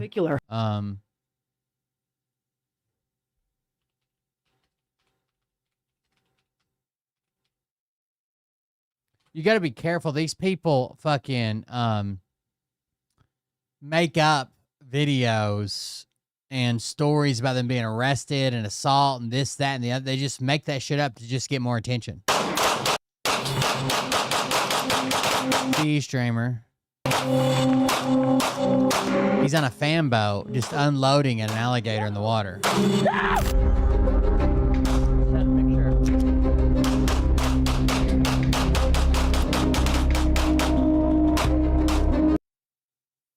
Bro, that shit's AI, gang.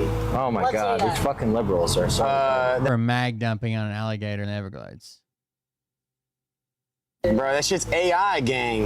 Oh my God, these fucking liberals are so. That video of Clive and I shooting a gator. Oh no, that's all AI, yeah. God damn, the boys can't have fun. Like, that's what I'm saying. It was dead. The instructor. They hate a white nigga with some motion. Bro, and the thing is, like, he said to do it.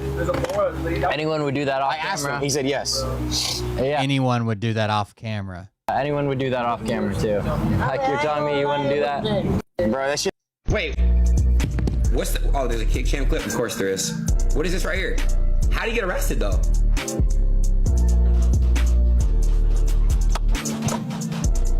Oh, yeah, GG's. Sure. Asked about the battery charge. We asked about the incident in the Everglades, and he did not speak, but he did answer just one question that I asked him. I just woke up, I'm a little tired, so maybe next time.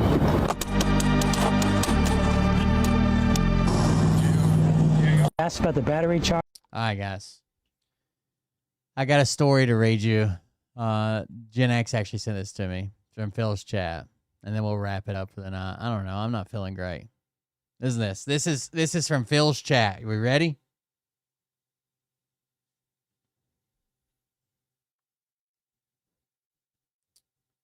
I'm aware there's a lot of smart people that look at this chat, so I'm going to tell you my problem to see if anyone has any kind of idea for me to move forward.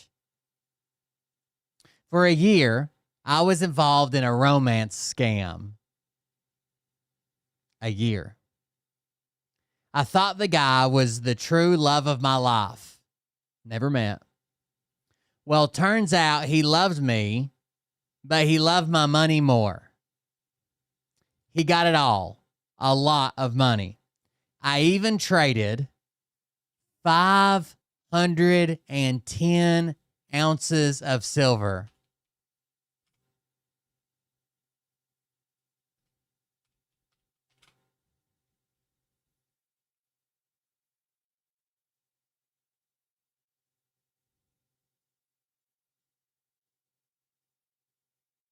Even right now at 30, let's say $75 an ounce, that's $38,000, almost $40,000. And there was a time it was above $100 an ounce.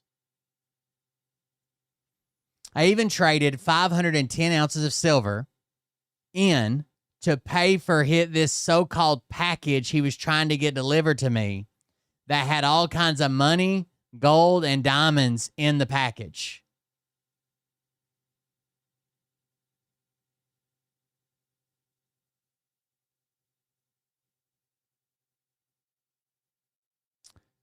Supposedly, he was a celebrity. Wait a second. So you're in love with a guy, and you think he could be a celebrity? Like, he didn't say, hey, I'm Jamie Foxx or some shit. What do you mean, supposedly he was a celebrity? Just say, he told me that he was this guy. Supposedly he was a celebrity, and we bonded online starting in January 31st of 2025. Through the year, they kept asking me for more money to ship this package. It was coming from Spain to meet certifications because there was cash in the package. Ultimately, all my life savings is gone. Over $100,000. So I wound up having to wire several places within the United States. People's bank account numbers, routing numbers. I wound up sending cash to a lady in North Carolina for $50,000. I bought a ton of Apple gift cards, maxed out all of my credit cards, which I'm working through debt consolidation. The good news is I didn't lose my house.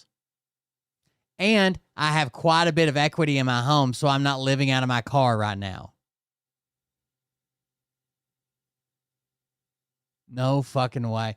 No wonder there are scammers that exist, because there's retards like this that exist. I'm still surviving. I'm living paycheck to paycheck now. So my question to you all, I've contacted my local police department. They don't want to do anything because these people are out of town. The different addresses that I had to send the wires to are from out of town. And my local police don't really involve themselves with those kinds of cases. And since it's under $500,000, under $500,000, the FBI supposedly won't help me. But I have my bank routing numbers. I have names and addresses. None of those are going to be real. I have the guy from the shipping company. I have his phone number, and he's asking for more money. And I found out the last time I sent $3,500 for the final delivery, they didn't even come down my street. This motherfucker was able to tell her, okay, I know you're getting tired of sending money, but I'm like a block away from your house, and you have to send this last $3,500 or I can't drop off the package. And she did it. But he didn't come down the street when he said they were delivering it. My friend looked at her video camera, since I don't have Wi-Fi right now, and there was no activity during that time frame, so I know it's a complete scam. No shit. No fucking shit.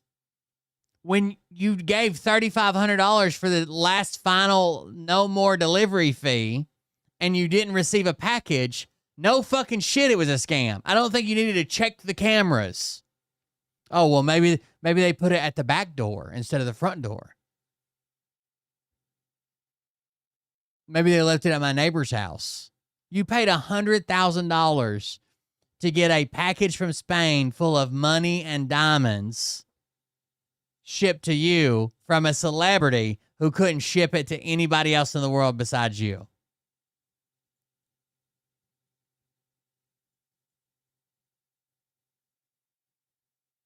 But I want to catch them. She's pulling a regular fucking Nancy Drew on them. And it seems like, clearly, this is the woman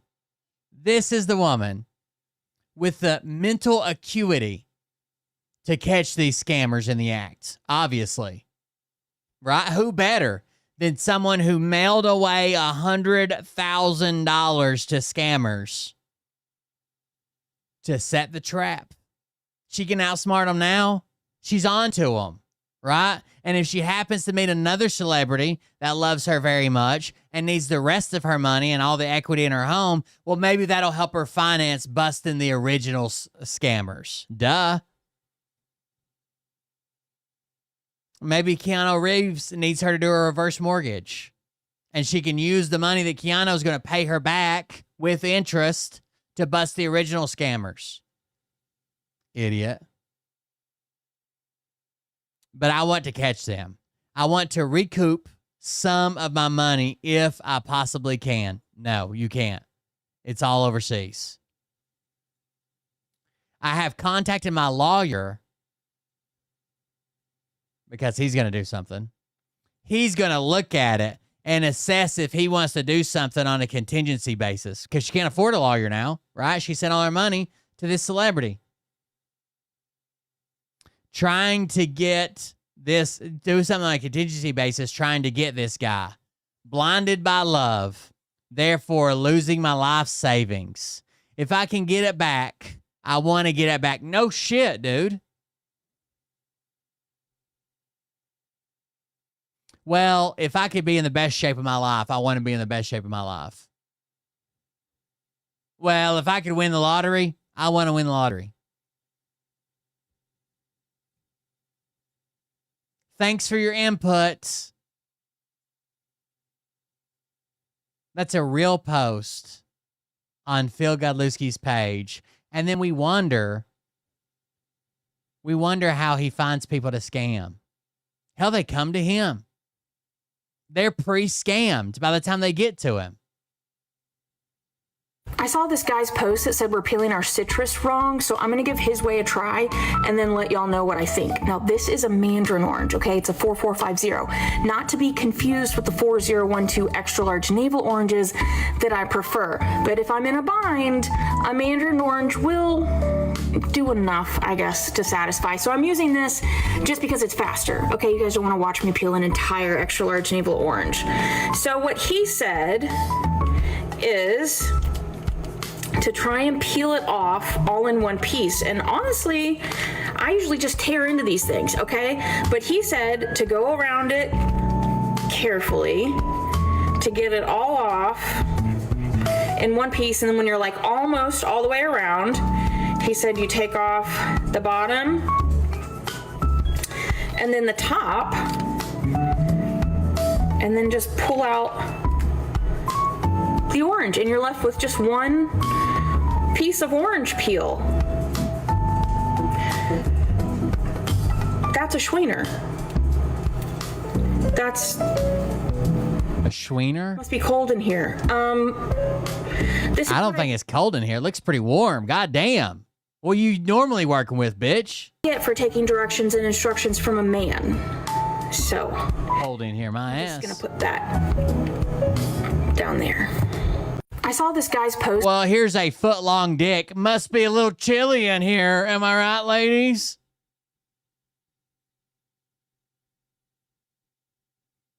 To who, bitch?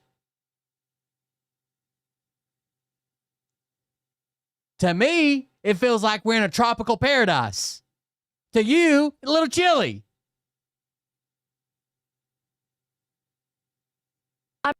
I'm Nicole Arbor, and this is the very true story about how 3-time Grammy-winning Christian country darling... I don't think we ever covered this, did we? This is Nicole Arbor calling out Jelly Roll and what she claims Jelly Roll did to her. Nashville Jelly Roll. I know we watched the teasers and her music video and all that shit, but this is actually the story, allegedly, what Jelly Roll and his wife, Bunny XO, did to Nicole Arbor. Nicole Arbor's known to fucking lie and say shit to put on the internet and wild shit, and she's the one who went semi-viral for that Dear Fat People video she made, calling out fat people and how they made life worse for everybody else. So here we go. Stalked me and planned to kill me, all over some YouTube clickbait rumors that turned out to not be true.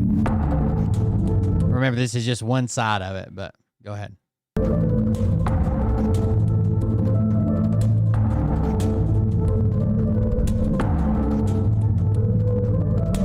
The thing that I learned is if you won't play their game, they'll take you out of it. It's detox. I'll be right back. Thing I have to do, but watch this. Today we finally talk about the cosplay Christian Jelly Roll and why him and his wife offered me a hush money deal that I declined. It is wild to me that I'm even doing this. I realize that a lot of people found me through these videos that didn't know me before, so hello people I have not met yet. This is an odd way to meet you, but hey, hello, how are you? My name is Nicole Arbor. I'm originally from Canada, and I've been in the entertainment industry pretty much my entire life. I started as like a tiny little child in professional musicals, went to college for comedy performance and writing, was the captain of my dance team, 2-time national dance team champions, From there, ended up choreographing a bunch of award shows, professional dance teams. I got to work with NBA, NFL, and other professional cheer leagues. Do you remember that song Cheerleader? That, oh, I think that I found myself a cheerleader. That's Omi. I got to choreograph for him, which was so much fun. And I think I did my first stand-up set when I was 18.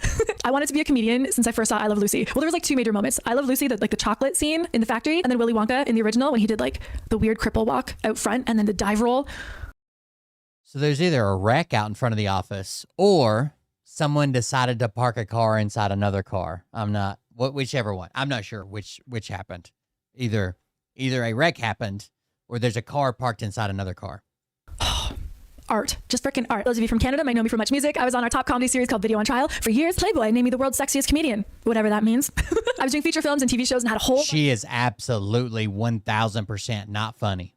...of feature films lined up. I got to creative direct and write ad campaigns for massive brands and work with companies like Nike and Virgin Mobile and Unilever and all sorts of people over the years. Products that I've been a creative director or part of the creative team on are in Nordstrom's and Shoppers Drug Mart and Target and lots of places. I saw it on the security camera that I got out in front of the office. And I thought it may have just happened and like I was going to run out there and see if I could do anything. But there's already tow trucks and shit here. So apparently they need to separate. Maybe that's how baby cars are born or like clown cars or go-karts. Like, I got to do a lot of cool things. After a car accident left me in extreme chronic pain and disabled for the better part of 8 years, being disabled wasn't my favorite thing. The government bestowed upon me a disability certificate for life and said that I would never get better. Then I rebelled like a mother trucker and helped develop a chronic pain solution myself. And my pain programs actually got me an award from the Chronic Pain Foundation and the Fibromyalgia Association. Thank you, ladies. Thank you very much. While I was just coming out of being disabled, I got a call from a producer I used to work with on one of the TV shows I was on. Here's a hot button topic we can all yell at each other and chat with for.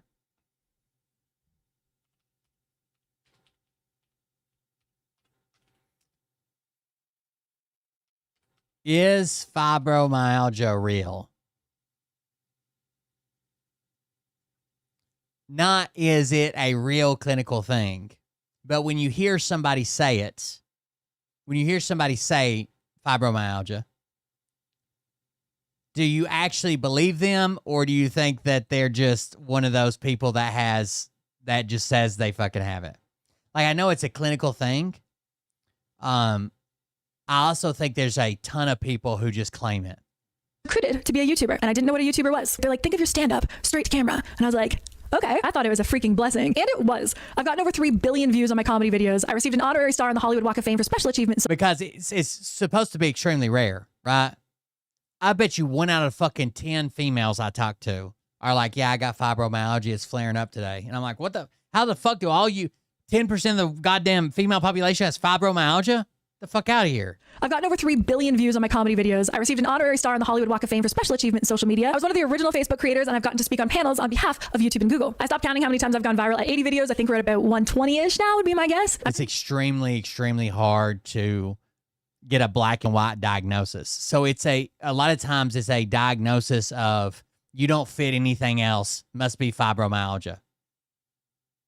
Google. I stopped counting how many times I've gone viral at 80 videos. I think we're at about 120-ish now would be my guess. I'm pretty good at it, which is why brands hire me to help make their products viral. And because of that, I've got to speak on some of the biggest business conference stages in the world. Keynote speeches, let's go. I'm also a recording artist, and over the years, I've got to do super cool things like giant events in Las Vegas. I performed at VidCon. I threw the world's biggest champagne shower. I got to perform at the Royal Palace. That was a thing. I had no idea that with all the positives and amazing things and the reach of the internet world, that there would be so many seedy, gross, scary things that came along with it. Yeah, nobody warned me. I'm Nicole Arbor, and this is the very true story about how 3-time Grammy. All right, that was the first one. I don't think that's long enough to be the whole first one. Maybe we got to go to watch it on YouTube. Oh, shit. We just watched the first part of the first one. All right, here we go. Boom. Keep going. The internet game. So not long after being recruited to be a YouTuber, I was told by a YouTube agency that it would be very advantageous of me, aka cha-ching, cha-ching, if I would get into a fake relationship with another YouTuber. I had no idea, but that was a thing. Like, agents and publicists will fake set people up just for like fake relationships. Kind of like what they do with every rom-com ever. Suddenly the actor and actress are flirting right when the film's about to come out. It's like, you guys do this every time. We know exactly what's happening. But I didn't know that's a thing. And against my own will, I was thrust into fake relationships online. They would just use my name in videos on social media in things that never happened. They would call it clickbait. And the agents would say, oh, this is great. You're going to get tons of views. And I would say, that's my real name. You can't like use my real name if you want me to like play a character and pretend I'm dating somebody I'm not. But that's my real name. They're going to use you one way or another. You can either go along with how they're using you, or if you rebel and try and get out of the whole system, they're still going to use you. You're just not in on it anymore. So that one happened to me. Yeah, but it's also, so I understand there's 18 pain points. It's really easy to fake that, right? The doctor's going to ask you if you've had pain and the lasting 3+ months in this area, and you're going to say yes or no. You can just say yes. There's no way to test it, right? And then he can be like, are you tender here? And you can say, ow. There's no way. So it's still a weird diagnosis. Bunch of times. I grew up in the Perez Hilton era, and I always thought it was disgusting. Like the way that Britney Spears was treated, and Christina Aguilera, and like Lindsay Lohan, and like all that stuff. I felt so bad. Like back when I was on our version of MTV in Canada, I felt so bad for talking shit about Fergie back in the day that when I met her, I went up to apologize to her. That's not what I've ever wanted to do, is be part of like the gossip things. Like I want to make the new Mary Poppins. So I don't doubt that maybe fucking Jelly Roll's got beef with this woman, right? And maybe he fucking doesn't like her being around because of some things that he heard or some things that people claimed that were close to him. What I do doubt is this is part of some satanic cabal of ritualistic Jews in power that make fake Christians and lead people astray to underground baby tunnel, all that shit. I want to make feature films. I want to like have fun and make musicals. Like some of this is going to be embarrassing, and I'm going to seem really naive, and I will just tell. Again, you're trying to defend yourself personally. I don't give a fuck about your personal medical history. I'm saying in general, there are a lot of people that get, maybe you have it. Maybe you're you're patient number 1. You have the most well-documented case in the world. But in general, if we ask 100 people and they feel like they want this diagnosis and the doctor says, is this hurt? And they're like, ow, fuck, yeah. And not to mention, that's hurt for over a year. 18 times.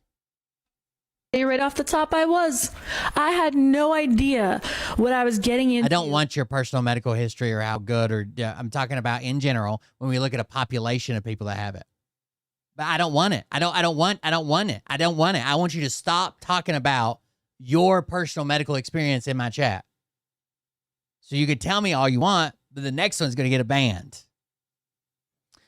I want the general population of people being tested. I don't want your personal medical information. Maybe you have. I don't want an argument of whether you have it or not. I'm saying when we take 10,000 people and fucking 2,000 of them say they have fibromyalgia. How much do you believe that? And the lies and the games and the schemes of people on the internet Have a good world one. or entertainment world. I thought if you work hard and you're good at your craft and you're good to people and you show up on time and I thought that that's what was needed to succeed, not fake relationships and backstabbing and cancel culture. I have medals for tap dancing. I'm not just like a YouTuber who causes shit. Like, don't get me wrong. I have PTSD. I can tell you about my struggles with PTSD and what happens. I also believe there are people that fake having PTSD. I think there are people that know that they can say the right things. They Google it on the internet. They come up with some traumatic, and there are people that fake it. 100%. Definitely a shit disturber, and I will be disturbing all of the shit in this video because I am sick and tired of what's going on in the entertainment industry and that the scuzzy people have taken over. I am going to disturb that shit because it needs to be disturbed because I'm disturbed. Most women in the... I think this all starts with her going on a podcast. Disturbed. So we're still in like the early preamble to her experience. Yeah, we need to disturb some shit. Next. Boom. When I started getting success, I think she also overplays how successful she was. Like, she wasn't on this like fucking trajectory to be like Hollywood's next fucking actress that's in fucking everything, and they just had to take her down, blah blah blah. Like, she had a career, right? She did some stand up. It was really bad. She went on podcasts doing comedy. It was really, really bad.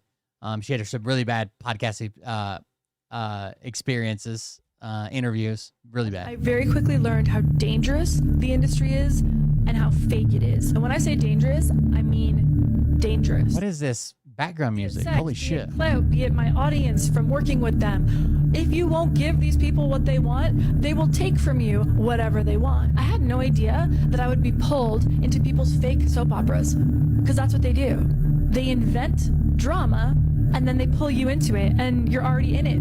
You don't even have a chance to say no thanks. They already used your name. And now you have to respond to the lies they just made up about you. And it's incredibly toxic. It's not just toxic, it's psychotic. The fake soap opera stories will be in my book one day. If you've followed me for a while, you've probably seen some of them, but I'll leave that for my one-day book. That's fun.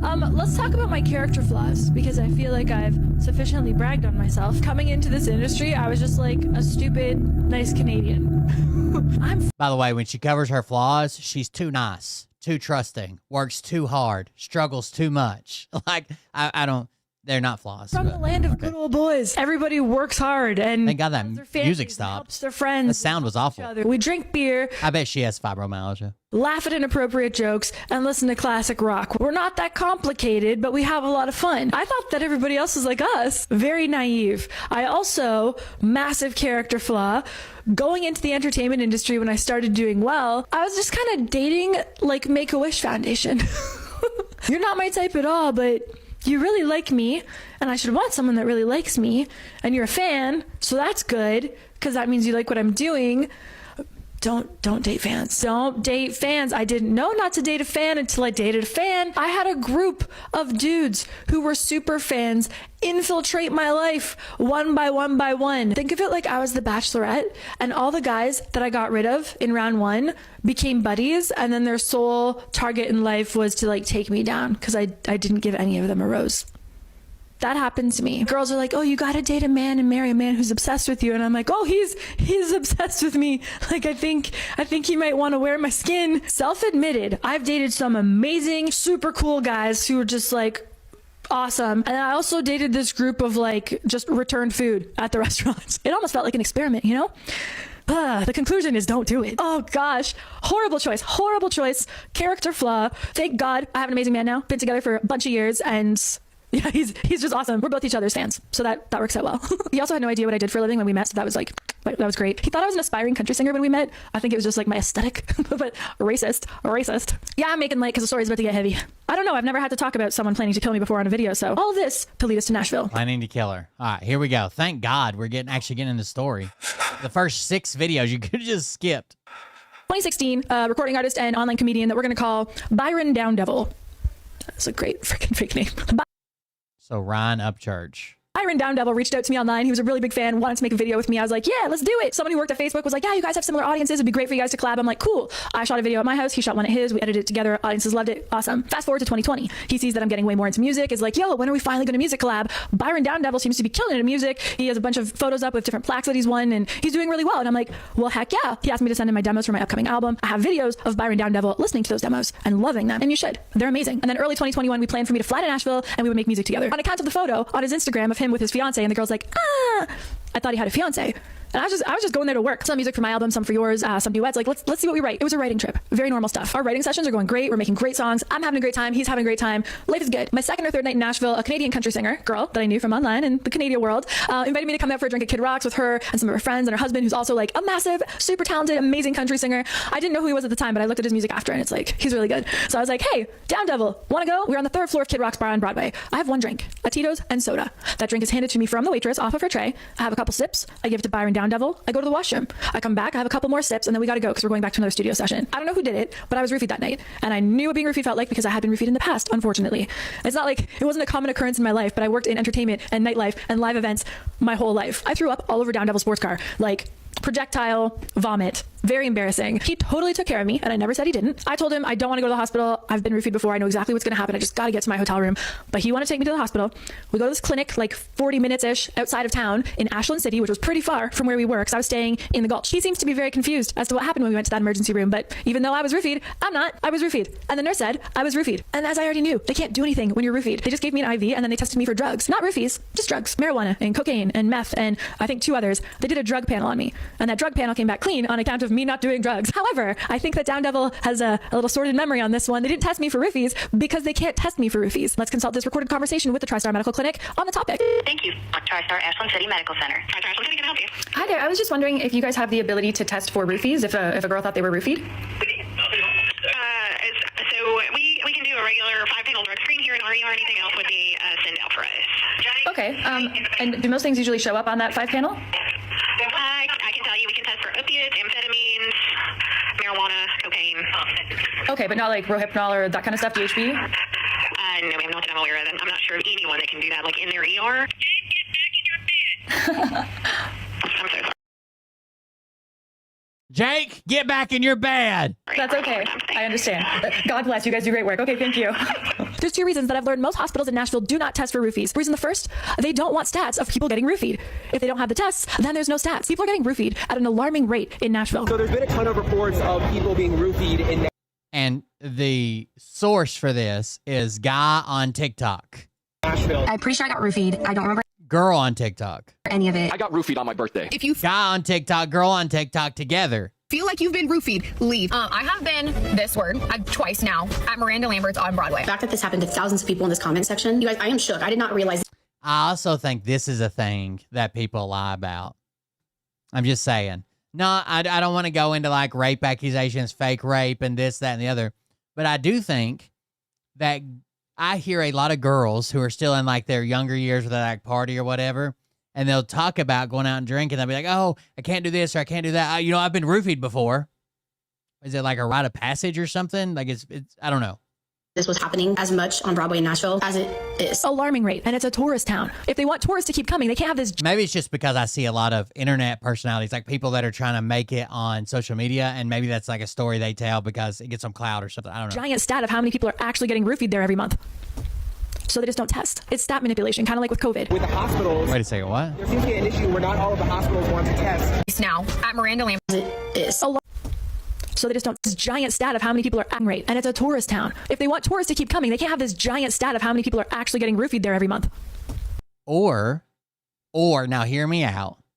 They could care about the people that are actually coming to their town and a criminal element in their town, so they would test for it, so they could trace it back and try to shut these places down and have good, legitimate business. No. Evil Nashville tourism is like, we're not testing for any roofies. Because if people find out there's roofies here, nobody will ever show up. The lady just told you it's not that she can't test for it. She said anything outside of a 5-panel, we have to send off for. It goes to a lab, right? It takes time to come back, and the lab will tell us exactly what you did have in your system. If we think it's roofies, then we'll send you out for this, this drug screen that tests for GHB and You know, all the different common roofie drugs, and we'll see. It might take a day. It might take 48 hours. I don't know, but we have to send out for it.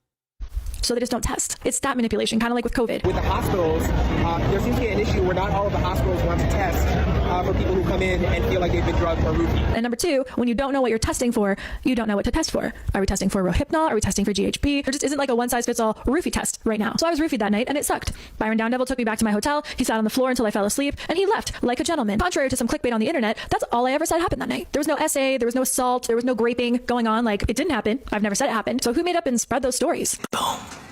Okay, next.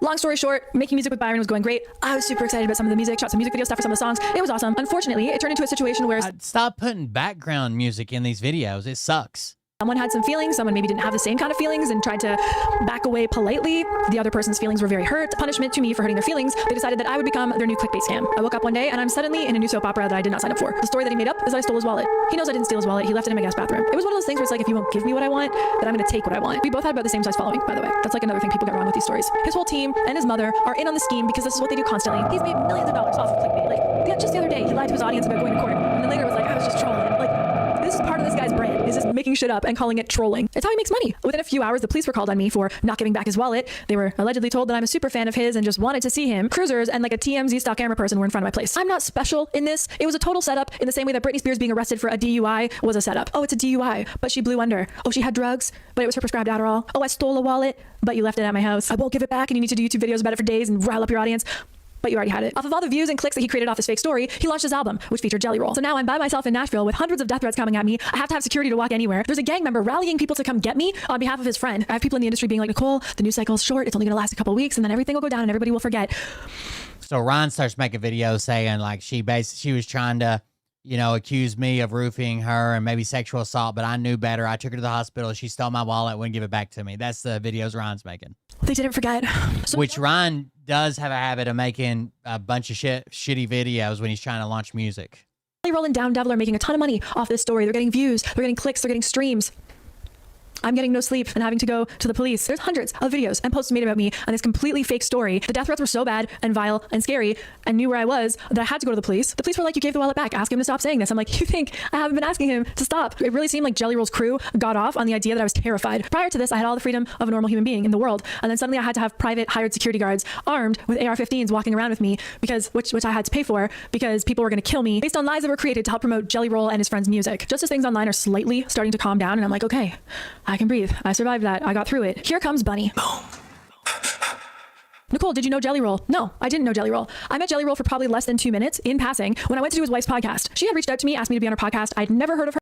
Hey, baby, I'm Jelly's wife, and I have a podcast called Dumb Blonde. It has been on Apple's Top 40, blah, blah, blah, over 500K downloads. We'd love to have you on if you have time. Jay and I have a studio on Music Row. We film out of my podcast, IG is, and it's on all streaming platforms as well as film for Patreon. Never heard of her husband, didn't know who they were. To be super specific, because these details matter, they had a much smaller following than me. I was told Jelly Roll and his wife are very Nashville and they'll promote our singles when they come out and we're going to promote theirs. And I'm like, oh, go team. Cool. Okay, cool. Yeah, I'll come on your podcast. Stupid Canadian. I didn't even really look it up before because I was so busy. So I get to her podcast studio. Jelly Roll greets me at the door. He's a huge fan of mine, wants to give me a big hug. He's like, oh, welcome to Nashville. Gosh, I've been following you for years. I'm such a big fan. That was it. I'm like, oh, friendly, cool. I go to do his wife's podcast. So she asks me before we start the podcast if we can talk about Downdevil saving me from being roofied a couple nights ago. I was like, yeah, that's a great story. I'm happy to share that. Wait a minute. How did you know that I was roofied, Bunny? How'd you know? I didn't tell you. Apparently you hadn't been talking to Downdevil. Who told you that I had been roofied, Bunny? Good question, right? Long story short, making music with Byron was going great. I was super excited about some of the music, shot some music video stuff for some of the songs. I do this podcast and she's totally bottom of the barrel, salacious, hooker, porn host. Oh, what's this guy's dick look like? Did you bang this person? Like, her target audience is the lowest common denominator of society. Not long after my episode, she hosted the Whore Olympics on her show where she had women spread their legs and jam the biggest object they could into their vaginas. And whoever did that, proving that they don't know their father, won. But that's her thing and that's her audience. And I was polite and I did the show and it is what it is. After the show, she's like, you're hilarious. We should be friends. Let's go for lunch. And I'm like, yeah, I'm down because I was too friendly. I should have had a This is not a good look. The super pale, bright red hooker lipstick. boundary. I should have been like, you know, Whore Olympics, porn, escorting, all this shit. That is not my brand. That is not what I want to be around. No. You know, sometimes I'll hear that old thing like, oh, Jesus hung with all these people. No, he didn't. Jesus hung with hookers and people who stole and whatever in order to lead them the right way. You can't just meet them at where they are and hang out in that sludge. And that's what that felt like, was hanging out in the sludge. Don't play in the sludge to be polite. It's not polite. Do you? March 14th, 2021, as the story of the fake stolen wallet begins to simmer online, and I'm like, okay, I survived that one. I can hopefully go back to normal life and all these crazies will stop saying they're going to kill me, and whew, I'm out of the woods. Jelly Roll's wife, Bunny, suddenly posted that I had accused their friend of drugging and raping me on her podcast, which she can no longer post. She made her audience think I said that on her podcast, and I instantly DM'd her and said, I never said that. She didn't care. She didn't care. She was... Which I just have to say, if that did happen, a woman who has built her platform on being so real and honest and literally attacking everyone in the name of comedy, why would you ever let a man make you feel so powerless that you couldn't stand up for yourself? That bothers me. Keeping quiet about something so hideous is giving that person power to do it to someone else. It just really hurts my heart for the thousands of women who look up to you. So I need to talk with my team and my husband, and we'll make a decision this week. I never said Tommy raped me. I'm asking you to respectfully not to post anything that includes them or post it at all. Making clickbait. The first round of clickbait went so well that they were trying to use me again with some other made up bullshit. I'm getting mad. Post where I was talking about SA that didn't. It is exhausting. She decided that it was about her friend, even after I told her. So Nicole's claim is that SA happened to me in the past when I was with somebody. And Bunny's claim is you claimed it was Tommy Vert. It wasn't. And that bitch ran with that story. She reverse me too'd me. She reverse me too'd me. She reverse me too'd me. A fan had said to me that Jelly Roll and Bunny remind her of like Tommy Vexed. I'm sorry, I said Vert. Tommy Vexed. V-E-X-T. And Carla Homolka, serial killers that raped women and then killed them together. And I agree. I agree. There's a level of sinister and abuse and just filth, and it's just disgusting, the messages that Bunny was sending me. She knew she made that lie up, and she was mocking me for the lie that she made up. Hey, you said you were raped, and now you're saying you're not? That is so weird. I never said he raped me. That didn't happen. Hey, mama, I don't know. This is getting messy. I've never said that man raped me, and it didn't happen. Please keep in mind, I don't know this chick. I met her for... I'd prefer nothing about any guys in the podcast. Pretty gross way to promote an album. Respectfully, mama, we are on the fence about even releasing it. It's been a lot. Coming from your side the past few days, and now last night announcing Tommy raped and roofied you. For a podcast for like an hour, that's it, of my whole life. Her husband, Jelly Roll, less than 5 minutes. Now Bunny's making it go viral that I said I was raped and roofied by their friend. They invent stories for attention.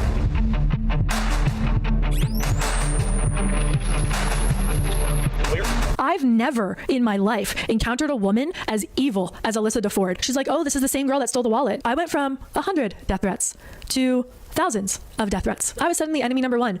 It's almost like a Burt story. Like everything happens to me. None of it's my fault. I'm just so honest and hardworking and trusting and loving that people take advantage of me. For men who have had false allegations against them, except I had never made an allegation. I messaged Bunny. I'm like, hey, I'd really prefer if nothing about any of these guys are in the podcast we did, because it would be really out of context now. She said she's going to do whatever her husband says because those guys are friends with her husband, and then taunts me with kiss emojis. There is no exaggeration when I say tens of thousands. Better pack up and go, bitch. You think we give a fuck about a piece of paper, hoe? You can come and get it. But don't worry, we got our eyes on you. I get worse messages than this. Of hate messages, comments, death threats, violence threats, hunting me, finding my address, phone hacked, computer hacked, banking hacked, Facebook fan page hacked.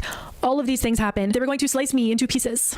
Saying these things out loud is really disturbing. They were going to slice me into pieces and scatter those pieces so that they could never find my remains. I wasn't getting like one message like this. I was getting tons. These people knew where I banked, where I got my hair done, where I went. Like they were clearly finding me. Hunting Nicole turned into like an online game apparently driven by Bunny. I had to go to the police because of all the threats I was getting, and police referred me to victim services because that comes up in a minute. Like court cases she had. Like she had a court case against Ryan for like stealing some of her music she wrote or something. Saying that she was part of writing one of Ryan's songs. She didn't get credit, or she says it was so dangerous that she couldn't even show up to court because the gangs were hunting her or whatever. Hold on, I fucked that up. Private hired security guards armed with AR posts made about me on this completely fake story. So Jelly Roll and Down Devil are making a ton of money off this story. They're getting views. They're getting. That didn't happen. Hey, mama, that's it of my whole life. I've never in my life now. She said she's going to do whatever her husband says because those guys are friends with her. Me, finding my address, phone hacked, computer hacked, banking hacked, Facebook fan page hacked.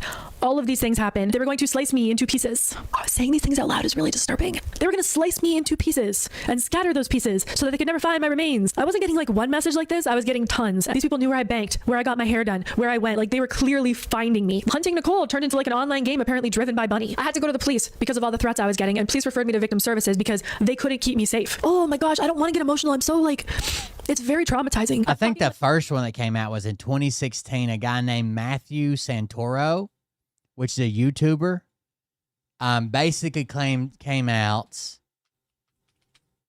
and said that, you know, she had accused him, blah, blah, blah, he never said her name, though. He never said her name. He just said, I was in this relationship, blah, blah, blah. Like a thriller movie, I had to be relocated for my safety and put into hiding so I wasn't murdered by people who were believing lies that Bunny created. Boom. I think she's making a bigger deal out of this, just online threats, but whatever. Next. March 18th, 2021, I had to get a temporary order of protection against Down Devil to try and make him stop what he was doing. Victim services took my phone and were looking through it, and they had tears. It says, my abuse story. In 2016, Santoro uploaded a video detailing his experience in relationship with an unnamed romantic partner whom he described as manipulative, psychologically, and physically abusive. Santoro did not name her in the video. His friend and fellow YouTuber, Rob Gavigan, formerly Doc, identified the partner as Nicole Arbor. Santoro alleged that the partner isolated him from his friends and family and described an incident where she had slapped him, and there's also a fake rape accusation. And they're like, you're in danger. I'm like, I'm in danger. All I had done was gone on a podcast and not dated someone. Bunny and Jelly Roll have a crew of harassers. These are people with violent histories, mugshots, been to jail, gang affiliated that will do the bidding of Jelly Roll and Bunny. These guys were reposting everything and inventing new lies about me all day, every day. Bunny's friend called Ice on me last week, by the way. Just want to make sure that's in there. Jelly Roll used the story and momentum of me having to get an order of protection as a way to launch a single that had already been out, didn't do well, but now with all this invented scandal they created, they relaunched it. That was in March. A month later, Bunny was still posting about me online. I had asked Bunny over and over to just please stop posting anything about my personal life online. I don't know you. She would take those screenshots and send them to these men with multiple restraining orders for doing horrific things to women. And then those men would repost them. She's a horror movie level psychopath. And if you told me you found a bunch of young women locked in her basement tomorrow, I wouldn't be surprised. If a girl said to me, please don't post that, that's really scaring me, I'd be like, all right, of course. I would not post something that's going to scare a woman. No. Bunny and her abusive man friend starts selling merchandise, mocking me. My thing since high school has been Go Team. It's hashtag Go Team. I can cheer for you because I know I'm awesome too. Everything's better when we work together. It's a positivity and motivation movement. This woman starts selling Go Tee and Ho Team merchandise. Go Tee and Ho Team merchandise went on sale to mock me and fake survivors of abuse that never happened. Items included t-shirts and mugs. They spread that I was never in a car accident, that I had a fake passport, I don't have US paperwork, and I'm in America illegally. That's when I heard from Andrew Bayless, who was a producer I was working with at the time. We did the song Biddy Bum together, and then he was going to produce the rest of my rock album. Turns out Jelly Roll had given him a call, and he's not allowed to work with me anymore. My corporate clients started getting messages about these fake rape allegations. So did anybody who worked with me or had me on their show. Oh, don't worry, we're getting to the part where Jelly Roll's gonna kill me. They made posts celebrating as I lost followers. I lost hundreds of thousands of followers because of this fake rape scandal. And I said not a word. I was told by the police and victim services and the other victim services and lawyers not to say a word. We can't keep you safe if you engage with this because it might just rile everybody up even more. And by the time we get to the judge, we want to be able to show him this is serious. This isn't some YouTuber drama. So I didn't say a word. And they just kept pummeling me with fake thing after fake thing after fake thing. And the more scared they thought I was, the more they would go again. That's about the time that Bunny told her audience she refuses to air the episode with me on account of the fake charges. Her and her friends posted about me up to 600 Yeah, it would be so exhausting just having to listen to her story all the time. times a day. Victim services then helped me get a restraining order against Down Devil and that group of Bunny's friends who were working as a coordinated smear campaign team. The judge. But this deep state Illuminati, Nashville, baby blood drinking, Jelly Roll's a fake Christian. Like, that's hot right now, so she knows she can capitalize on it. Told them not to post about me anymore. Even her chat's like, I knew it. I knew she's a devil worshiper. When she posted she had a crush for Wade Wilson, my jaw dropped. She is sick. I'm sorry this happened to you. This is satanic ritual abuse, blah, blah, blah. All this, Just leave me alone. They ignored it instantly. This is around the time I started getting treatment for severe PTSD. PTSD? I do think Jelly Roll's weird. And the fact that he's got a porn star girlfriend, but now they're all super Jesus, Christian, whatever, is weird. Yeah. Somebody said Jelly Roll makes music for people who have tattoos of their kids, but not custody. 0 out of 10. Wouldn't recommend PTSD. It was a lot of shaking, no sleeping, slurring my words, couldn't talk, violent visions, constant flashbacks, hypervigilance. I could see people like coming to murder me constantly. I thought I was going to die constantly because they made me feel like I was going to die constantly. Welcome back to Jelly Roll. The beloved fake Christian was going to murder me for a fake social media post. We're getting to that. Jelly Roll's violent criminal friends were waiting out front of my house starting at like 5 a.m. on the day I had to go to court. By the way, that was just a red truck. How does she know who the fuck that is? On the day I had to go to court. The police was going to murder me for a fake social media post. We're getting to that. Jelly Roll's violent criminal. Like, this is just somebody leaning up against a truck. Oh, they were outside waiting on me the day I was supposed to go to court. No friends were waiting out front of my house starting at like 5 a.m. on the day I had to go to court. The police had to be called and escort me to court because Jelly Roll had his gangbanger friends outside waiting for me. And here comes Candace Owens. I knew Candace Owens would be part of this. Here's some tea for you guys. Candace Owens was a big fan of mine and interviewed me on her show back on like PragerU. So my next guest needs no introduction. You probably know her from the internet. She is a stand-up comedian. Nicole Arbor, welcome to the Candace Owens Show. Thank you for having me. Do you know what I love about I do not like her ditzy, like, yay, everybody's, I don't like her whole shtick, especially when she did her comedy. Why didn't Candace Owens just astrally project into Nicole Arbor's vagina and ward off evil and rapist spirits? Duh. you? Tell me. Maybe I was in college. You'd make all these Dear This People videos and like viral. You were kind of like the first internet breakout star. Dear Fat People was the one she got all the backlash from. Then you did this horrible thing. I know, I told the truth. You told the truth. Oh, and gosh. rule number one on the internet, if you want to survive, is to never tell the truth. And then when she had her first book, she sent it to me and was like, you're my inspiration. And she was like, Nicole, how do you keep going viral? You just like say the opposite of what everybody thinks. I'm like, no, I'm not just being a contrarian and saying like the opposite of what everybody thinks. I'm telling the truth. But she didn't seem too interested in the truth, that Candace Owens. I would have considered her like a work friend at the time. We had a bunch of conversations. I was helping her create her show. Her show was originally supposed to be like The View, but with people who aren't just like super liberal. So I was supposed to be one of those people.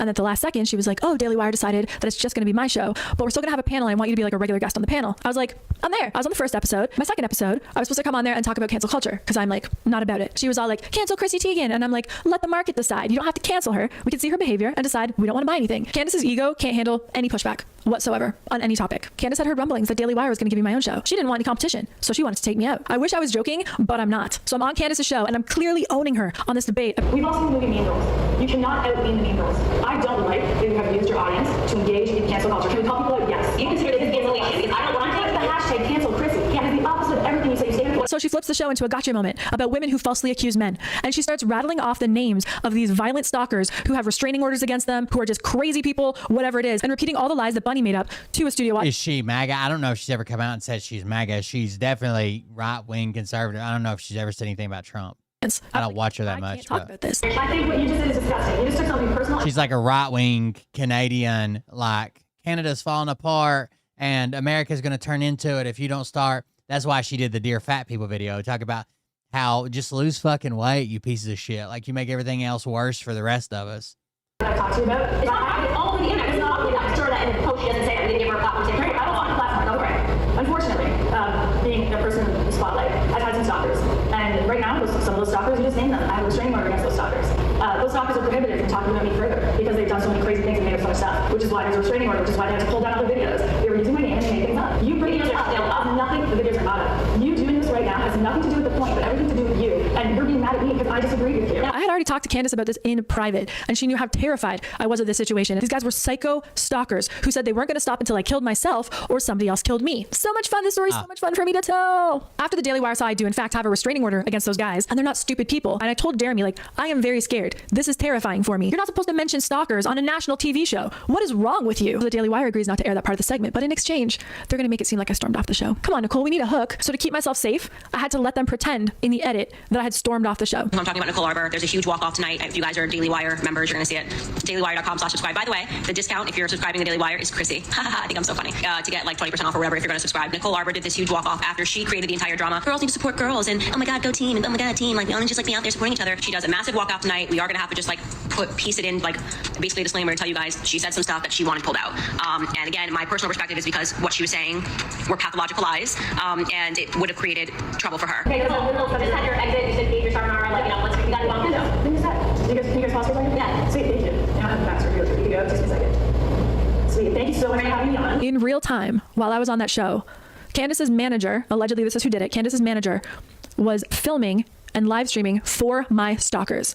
and giving them the footage of me in real time. Not only did That's the Tommy Vex guy. she give this men who said they're going to kill me my exact location in real time and showed them what I was wearing so they can identify me easily. She gave them this footage of Candace shouting out these known violent to women men, stalkers. Those guys had it online in 30 seconds. Bunny was resharing it. They had a whole new storyline. Look, Candace got her. I gave him my address to Daily Wire because I sent a car service to bring you to the show. Someone from Candace's camp gave my address from that piece of paper directly to the stalker crew who had it online in about 5 minutes. So I had to move again. Now the show airs and people think I stormed out of Candace's show because I couldn't debate her, which that really pissed me off. That was the time I almost broke and was like, okay, I don't care about the judge. I don't care. I got to tell the truth here. This is insane.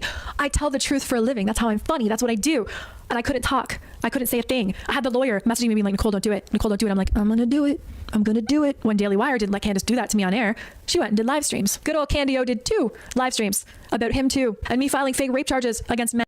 She dropped the fake charge against Upchurch today, but that's not justice. Men deserve justice for false allegations. Hashtag him too. And now added to the story was that the judge threw out the charges. A lot of you guys have been like kind of following, obviously, the whole back forth last week with the whole saga with Nicole Arbour. Very vocal and very passionately against women that false accuse men. First and foremost, because it smears them. And it's not a smear that just lasts a couple of days. It lasts their entire lifetimes. And, you know, there's not a guy that can come up and just say, oh, well, you know, the charges were dropped. People don't go, oh, but why were the charges ever there in the first place? The idea is to make men carry that for the rest of their lives. And women know that when they lie.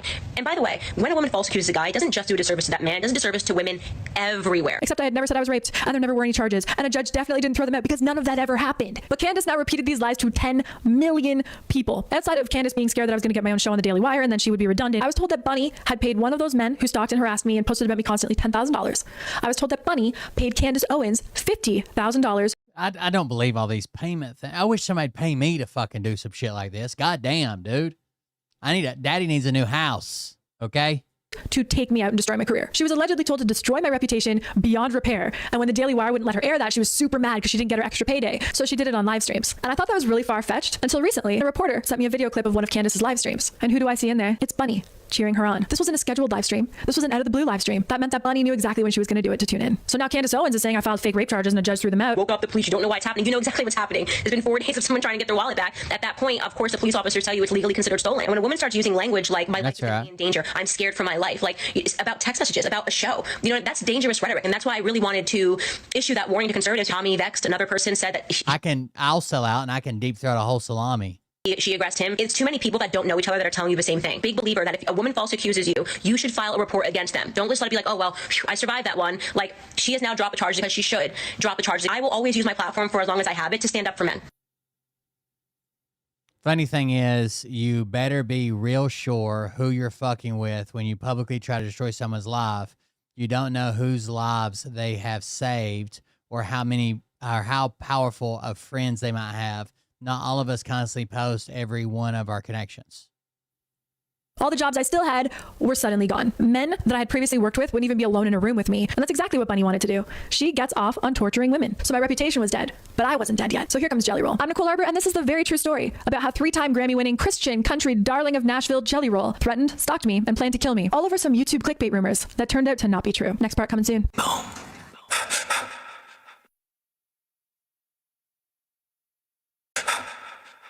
That's all part 1. Welcome back. I'm Nicole Arbour. Do we want to do part 2? What time is it? I got to meet a real estate agent tomorrow. We can do some of it. Here we go. Welcome back. I'm Nicole Arbour, and this is part 2 of Jelly Roll going to kill me over YouTube rumors. So basically, nobody will work with her now. She said she had an aspiring music career. It's done. None of her corporate sponsors want to work with her. No one will have her on. No podcast. No nothing. She's dead because all this made up stuff about people she never claimed raped her. But that's what the whole internet believes. That was all part 1. There was 9 episodes of part 1. Because it's made for YouTube. It's like a 25-minute video on YouTube. So where we left off, about 10 million people saw Candace Owens say that I filed fake charges against men. She has now dropped the charges because she should drop the charges. Everyone believed that men. I mean, Candace Owens is rich. She's fucking sewer. Rape, and a judge threw them out. Because she should drop the charges. I do welcome all of you to try and find these invented charges. Try and find any of it. You can't. You won't, because it doesn't exist. What there is, and I will be so specific. You think I'm plagiarizing Forrest Gump the way I talk? Order of protection against Down Devil, and then a temporary restraining order against his group of gang stalkers. For very obvious reasons. It's so weird when people will make comments online like this. Anybody uses the term gang stalking, I immediately have red flags.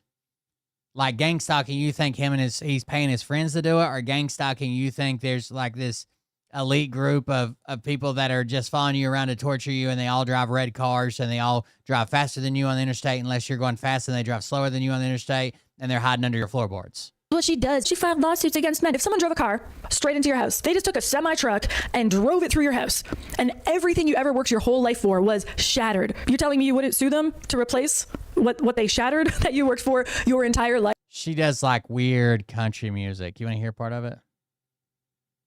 Pop country. My bad. Well, it's a new sound on a new day. It's my time out of line. Fuck what you say. Top of mind, one of kind. Yeah, you better pray, cause I'm swinging from the rafters to the soleil. That's it.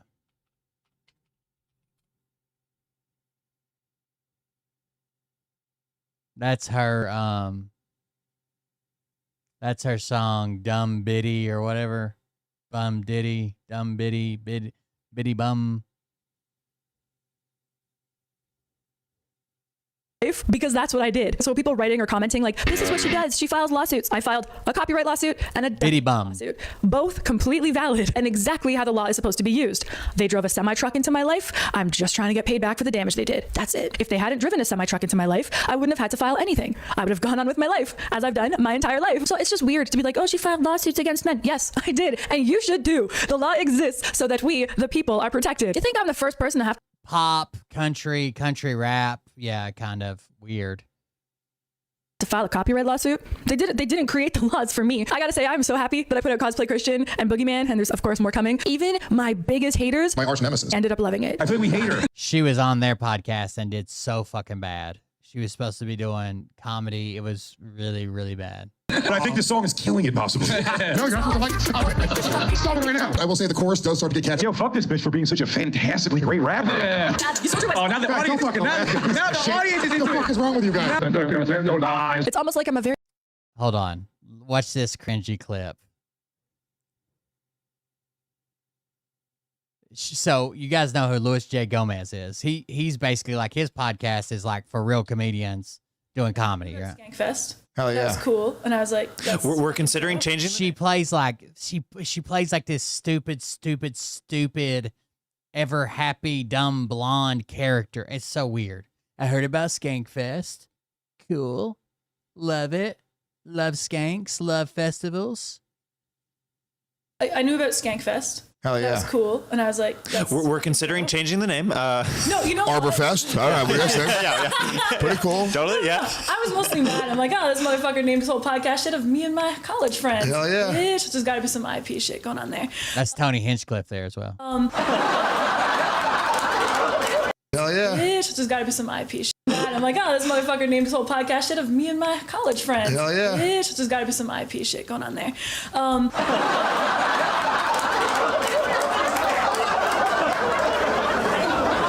So Skankfest is her and her friends in college. You're like a YouTube star, right? Or something like that? Ish. I'm just a comedian. And then I just did YouTube stuff because they wanted me to post videos on YouTube. Do you make money off of YouTube? I'm doing good. Like, I'm not a YouTuber. That's like a thing. I'm literally just, I was stand-up She does not like being called a YouTuber. She wanted to be a comedian, right? Who does YouTube videos. For a very long time. Got in a bad car accident, so I couldn't do stand-up. That's right, Josh. And then I was like, well, fuck, I can film myself like this. Did you just include one of your jokes on the show just now? I didn't, no. All right. No. Are you okay? Can I? Oh, I'll keep going. Okay, so I just like started filming my shit. But there's a thing like if someone says you're like successful from YouTube where you seem to... She did get defensive. Oh, I hate that. You're like, no, I'm a comedian, totally a comedian. You would admit though that your drawing power comes directly from YouTube, right? Facebook more. Like Facebook and Instagram more. Oh, you put a lot of the stand-up content out. Yes. Oh, okay, cool. Yes. Actually, honestly, I used to be a cheerleader for the Toronto Raptors. Like, actually, for real, I was a cheerleader for the Toronto Raptors. And it freaking sucked. Okay. Put a lot of that was her comedy special. I'm so excited to like go back to stand-up now. Yeah. Every girl that likes me acts like this at first. Literally every fucking girl. So... I just have to believe you. I'm sorry that I have to fucking drag you into reality. That's your future. Look at it. No, I don't want to look at that. What up, girl? This is it. This hurts my soul. This is fucking happening. This whole thing hurts my soul a little. you got some success off YouTube, and you don't want to be considered a YouTuber now. So now you're doing stand-up shows exclusively, or you're still doing YouTube videos? You are. No, I never really did YouTube videos. I just threw my shit on YouTube and Facebook and Instagram, and then most people. Like, no, she was a YouTuber. Like, she just was. People watch But it's in the style of the fucking, vlog, like 2-camera cuts between things. Just like one that's camera, just me talking to the cam for like a couple minutes, and then pop it up and do my editing and stuff. And then, yeah. But then I was doing so many live shows too, and so many other things that's what I'm mostly going to be doing. So where did you see him at? This guy doing stand-up. I don't know, the big comedy club in Austin. Cap City. Yes, Cap City. He had like 5 sold out shows that weekend. I love this conversation because I love that comics, because I came from doing stand up for like every years. I was gonna say, you know who's really hot is your ex's new boyfriend. Got him. She touched my leg again. I didn't mean to. She touched it. No, like I'm good now. I'm done. We're done. You just came? Now we're Nice. done. We're even. Wow. First time that's ever happened for you? Do you have a boyfriend, Nicole? Maybe. Do you? Whoa. Maybe. She's no, you know what it is? Believe it. She doesn't want to say it because she knows that'll fuck it. She does have a boyfriend. Here's what happened. I know exactly what happened. I know exactly too. Like, boyfriend will be mad if she says no. Yeah. But I'm not saying the only people that follow you. I'm just saying that the simps. You do have a doodly fan base. I don't actually. It's 55% women. Hey, analytics. Yeah, that's true. That's what Trump said about who voted for him. Yeah, right. I can't believe those numbers. I'm just saying that's the best joke of the whole podcast right there. I'm kidding. I'm just. The reason you don't talk about your boyfriend is because you know that it'll fucking turn off a certain sect of your fan base. It literally doesn't. I get nothing on. If I post sexy photos, it's actually upsetting to me. Nobody gives a fuck. That's not true. They don't. That's not true. Maybe you pull up her Instagram right now. I don't believe it. I don't fucking believe it. Oh, pull it up. I don't believe pull it. it up. Videos, 100,000 people watch them. Okay. All right. So let's go here. All Okay. right. So go. Hold on. Let's nice and easy. All right. So the picture of you with your book and this guy. Yeah. Click on it. How many likes? Well, how many? 7,915. Most people are not into marketing. Okay. So go down to the picture of her right there. That one. Okay, not that. 25,000. Yeah, What are you talking about? Go to a video. Like they're actually going through the action of liking it. So this is so fucking awkward. No, it's What's not. awkward? Yes, What's this is wrong? awkward. She's getting.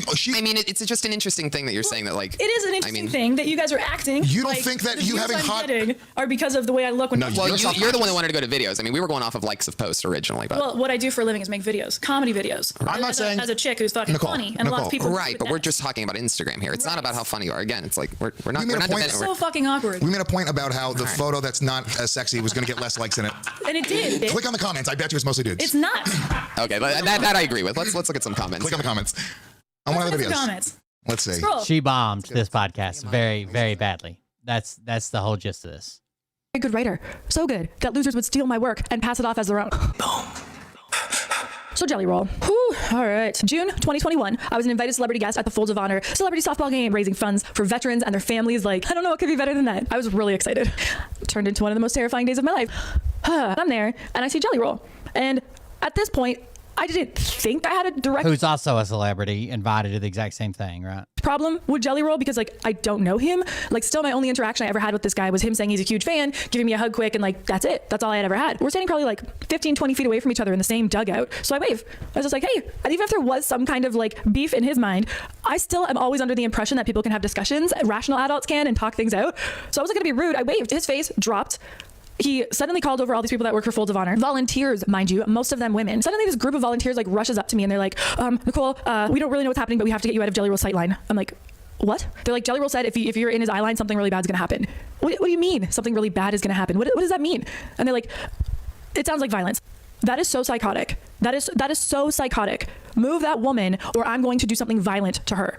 And he delivered the message through little female volunteers of Folds of Honor. So these women like swoop me up, take me away from the game and like over to the other side. And I'm just like, what is going on? He's gonna hurt me for what? They're lying about me. I should want to hurt you. Ooh. Boom. Even before Jelly was big, if you went to Nashville, you had to check in with Jelly. Especially when it comes to rappers. It's called checking in. Now, checking in basically means that when someone, usually a rapper or a celebrity, travels to a new city, especially one with a heavy gang presence, they're supposed to reach out to a local gang on a major street figure to get their blessing and protection while they're in town. In return, these gangs or street figures might ask for money. A feature on a track for one of their local artists, business hookups. If you went to Nashville, you had to check in with Jelly. So he was a superstar before he's a superstar. We were going somewhere. I left like my watch in your truck. I was like, man, my watch in your truck. Like, don't worry about it. If anybody did anything, we'll have it back by tonight. What? True story. Oh, cool. Oh, good. Oh, good. My security seems so worried. He's like, you have a beef with Jelly Roll? I'm like, I don't know him. He's like, well, what the fuck happened that this guy's coming after you? I'm like, and I start telling him the story. He's like, I gotta be real. I can't protect you against Jelly Roll. I'm in my little baseball outfit, all excited to be there. And now I'm like terrified. And I'm like, but what do you do? So I'm in like the VIP section after the game waiting for my friends so that we could go to this corporate after party. And here comes Jelly Roll with a group of armed thugs. I mean, like, again, this is only her statements, right? We have nothing to back any of this up, but this is her claim. Straight out of a movie looking armed thugs with him came right up to me. He pushed me with his stomach, spit in my face. He said he's going to shoot me in the face for what I did to his friend. I better leave Nashville. I'm not safe there. I'm toxic. He knows what I did. It was so fast and there was so much and it was so shocking. It's easier for me if I'm a little mad and like snarky as I say this, but it was fucking terrifying. And then they walked away like it was nothing. And I was just standing there like frozen. And right then my friend comes back from the bathroom and she's like, what happened? And I tell her what happened and she's like, what? She's like, I know him. He's so nice. He's like, that's like uncomfortable. And that's where the fucking psycho gets away with it. He has a completely like when you have more money than sense and buy furniture. Dual personality. So the first time I met him, I got this like super friendly, oh shucks y'all, thanks for coming to Nashville, we're big fans, Nicole, oh man, oh gee, it's just so swell that you're here. I hope y'all give me like it's probably trending in a magazine somewhere, but it feels like shit to sit in. Emotional. I started drinking. I didn't think I was gonna win again. I got that guy who I now know is a complete act to cover the guy who he really is. I'm so fucking mad right now. Jelly Roll is like a horror movie level psychopath. I just went to Fleet Feet to scream at everybody in the store. But he uses this like almost southern preacher persona to cover it. I want to fucking hit this young man with the open hand of the Lord. And then the manager has the audacity to fucking tell me, sir, did y'all talk about this outside? Which makes him that much scarier. You wouldn't have to worry about customers knowing what the fuck's going on in the store if you taught some proper etiquette to your motherfucking employees. Guys with me, I am blessed because if I was not, I would march back into that store and it would look like a scene out of a motherfucking movie. I think they did something to his mom or something. He got upset about a shoe carnival store. I don't know any men in my life who would go up to a woman to scare her. And I couldn't believe, it's like, they say that there's like fight, flight, freeze, and fawn. Those are like the things that happen when you're in like a very scary situation. I definitely just froze. Like I couldn't believe it was real. So I leave immediately. And I go to the Virgin Hotel in Nashville. They were doing like their corporate after event on the rooftop for all the sponsors and people who were involved in the event. I'm still like terrified and shaking on the inside, but just like smiling and trying to just like calm down. And I'm there as a guest and trying to like hold it in, you know, and keep going. Some people saw that happen at the baseball game, by the way. And it was like, I was equal parts terrified and embarrassed for some reason. Cause I was just like, he tried to make as big a scene as he could.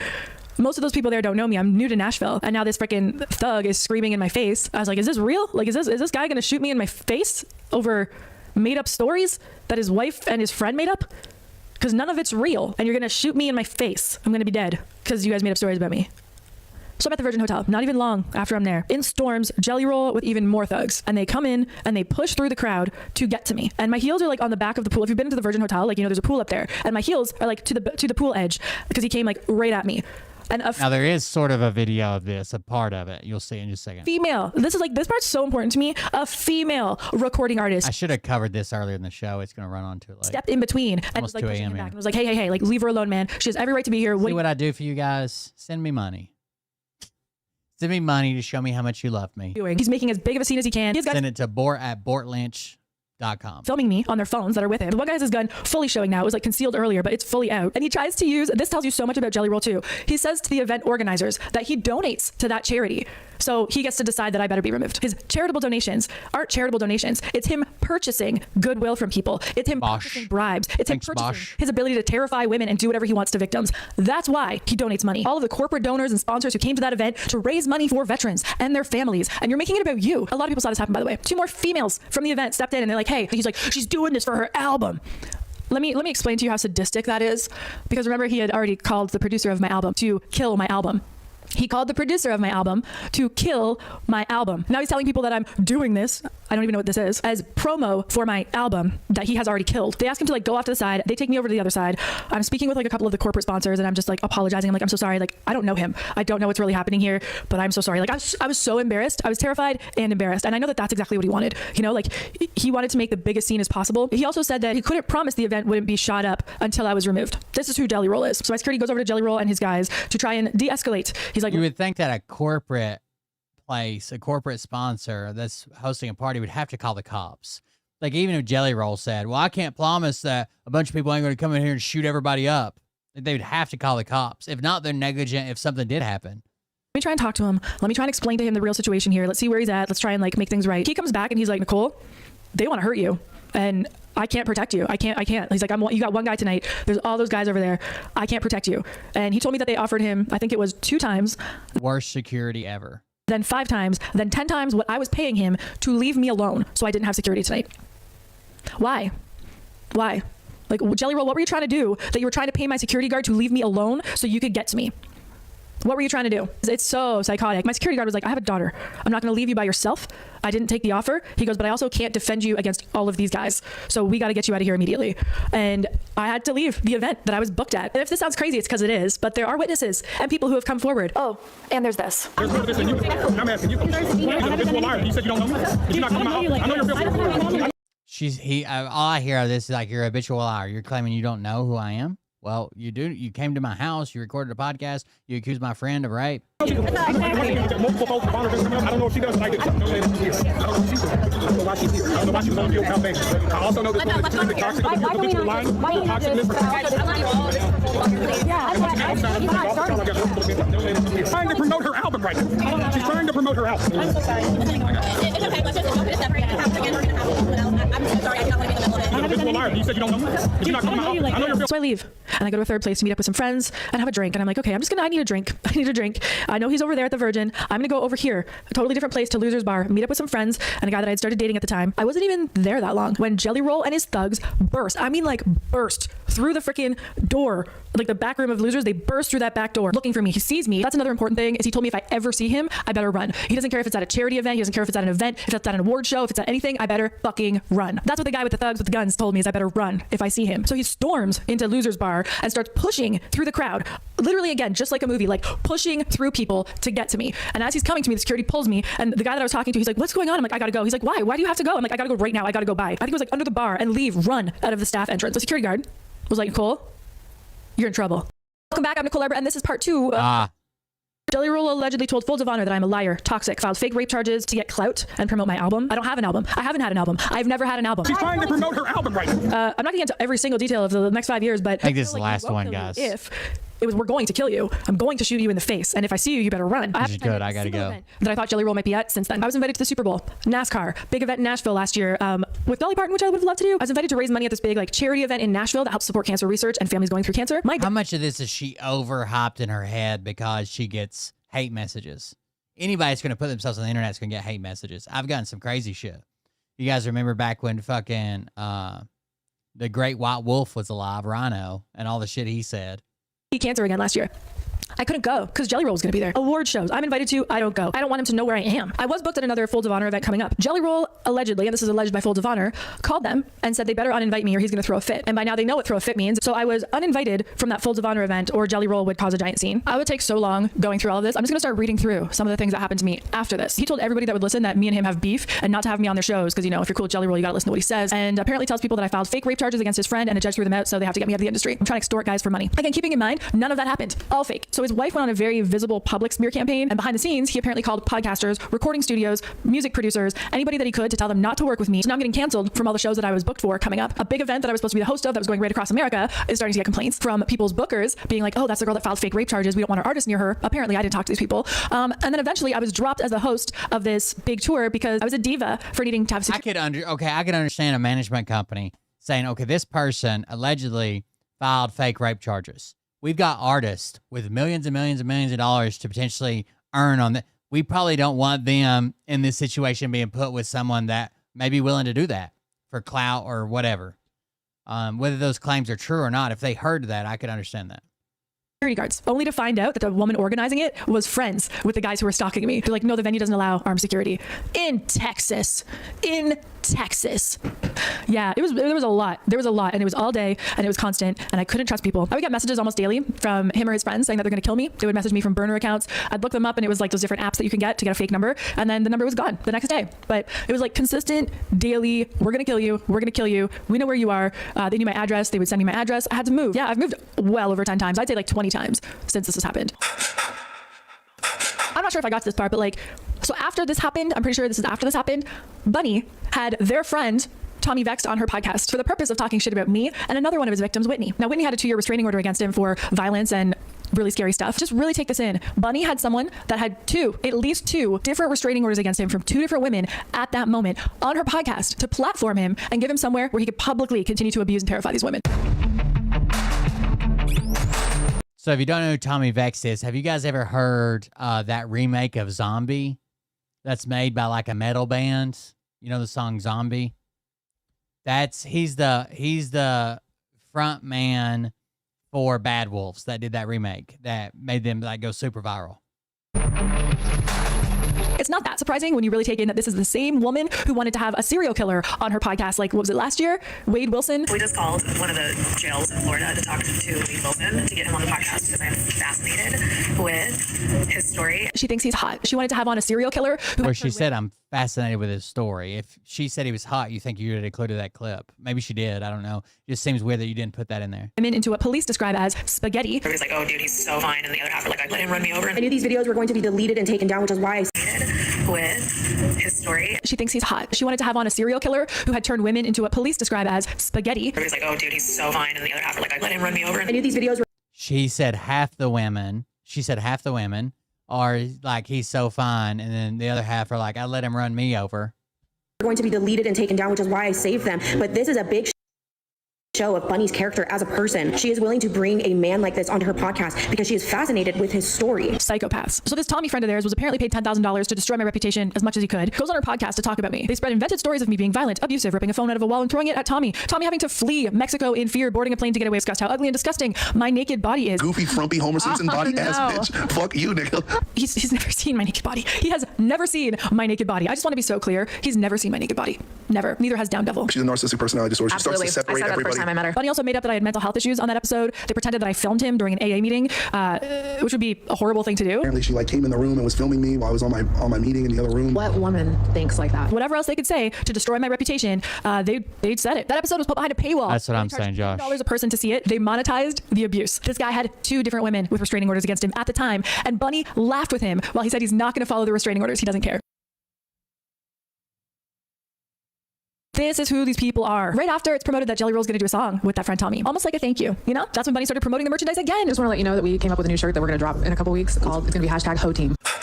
That's about the time that their friend Tommy posted a post about how easy it would be to hire someone to kill for you. A murder for hire post, if you will. In the comments, people knew that this was clearly aimed at me, and he liked that. Their friend Tommy liked that. And people said basically let Down Devil know about these services, and he liked that as well. People started tagging me in it so that I would know that they're hiring someone to murder me, which they apparently did. Now here comes something that I think is super duper important. I hate talking about this part because, again, I just hate like the whole, I hate admitting what these people did to me, but this was so like shocking and terrifying to my life, and just like my whole life stopped. My whole life stopped. I couldn't trust anybody. I couldn't trust anything. I had to switch my phones. I had to switch my computers. I was getting hacked constantly, like I've already said. I was getting threats all the time. I'd switch my phone number and somehow I'm getting threats again. There was a gang of them stalking me and hunting me. I ended up having to go to inpatient PTSD trauma therapy because I couldn't function. I already said I was in PTSD therapy because of this, and I would go to see this woman, and every week she's like, it wasn't post-traumatic stress, it's real-time stress. Like the threat isn't done. And it was suggested that I go to this inpatient trauma therapy because I just like I couldn't even function. I didn't even know what reality was. My condo was ran by like super mega conservatives at the time. They suddenly sent me a rent increase of thousands of dollars. Like the next month, I'm gonna have to pay thousands of dollars more. And I go down to the office, I'm like, what? They're like, well, your lease is up and you're gonna have to pay this much. But that doesn't make sense. See, she even calls out super MAGA conservatives here. It's like it says that I could sign back for this much, and they like should have thought about that before you filed fake rape charges. This is like it was everywhere. It was everywhere. After I got back from the PTSD trauma camp, I call it, I'm sitting at my pool reading a devotional and like writing my therapy of the day in there, trying to just like. A security guard at my condo, I had never seen this person, comes up to me and is like, you need your pool band. I'm like, What pool band? You have to have an armband to be at the pool. This was like 9 a.m. on a Sunday. There was nobody else at the pool. I was like, oh, By the way, sounds like this guy was just doing his job. She didn't like it. here. And I show him my keys and it has like a fob and the name of the building on it. He's like, if you lived here, you would have an armband. I was like, I do live here. I can show you my condo. And all I have ever shown is my keys and I use my fob to get out here. It was a fucking setup. I got a call from this super mega guy who's a big Jelly Roll fan. That's my building manager. I go down and every time there was like witnesses in the office, he would act very different. He gives me these armbands. I'm like, okay, now I have an armband. He's like, well, you've been written up. I'm like, what does that mean? He's like, we could kick you out of the building if you get written up again. You didn't listen to what the security guard said, and that's another infraction. I was like, what in the HOA nonsense is going on here? But he was a big Jelly Roll fan, and he told me they knew where I lived. They knew where I lived. My family literally drove from Canada, picked me up in Nashville, threw my stuff in the back of pickup truck, and got me the heck out of there. Got that scary. And I was just like, don't stop, drive. So then, boom. So it's 2023. I'm supposed to go to court soon for the copyright thing and the defamation. But wouldn't you know, clips from the Dumb Blonde podcast that Bunny never released are suddenly online. Highly edited. I'm talking highly edited clips. Like count how many cuts are in those clips. Showing me talking about how lovely Down Devil is and how he saved me. Taking a joke I made about being roofied 6 times that I've said in other videos and in my stand-up. She really clipped that one. The joke is I've been roofied so many times that I'm actually like a connoisseur. I can just like, yes, this is a 1998 5th and 34th Street selection. It's literally a bit based on I have been roofied in the past. But Bunny wanted it clipped nice and tight so she could pretend I won on her podcast and was just like, I've been roofied 6 times. So I've been roofied 6 times now. I'm a collector. Why don't you release all the footage, Bunny? Why don't you release all the footage? It was also posted by Native in Nashville, who's a very close friend of Bunny, who I also found out uses her child to promote Bunny's new book on porn and being an escort. It's her child being used. So right when I'm supposed to start going to court, these clips where it seems like I just think Down Devil is the best. He's super nice. Yeah. And I'm talking so nicely, and these super tightly edited clips are going up, making it seem like I'm a liar about getting raped and roofied, and I'm just a crazy person. It's not like it was an accident. The Dumb Blonde watermark is on all of these videos. So Bunny put these out. It turns out Bunny had given the raw footage of me to my stalkers because she's a psycho. And hark, here's Bunny in the comment section of these clips that she highly edited and then put up to change what actually happened in reality of life. Women really hone into how psychotic she is. She created the rumors. She spread the rumors. She knew I was going to be literally killed over the rumors. She had her husband threatening to murder me and getting his friends ready to kill me over the rumors. I lost jobs because of the rumors. I lost my safety. I started losing my sanity because of the rumors. I ended up in inpatient treatment because of the rumors and what happened because of these rumors that she invented. And now when I was finally going to go to court and get justice, she highly edited footage of me to make a whole new batch of rumors, like the smeariest of smear campaigns that ever done smeared. Now she puts up these new clips smearing me again and then comments below the BS that she invented. Wow, I can't believe it. She's so crazy. She had the audacity to say that I don't have the body language of a domestic violence victim. Go on, Bunny. What is the body language of a domestic violence victim? These videos were promoted in Nashville and to Nashville, to my friends and my community. This is who Jelly Roll and Bunny and their friends are.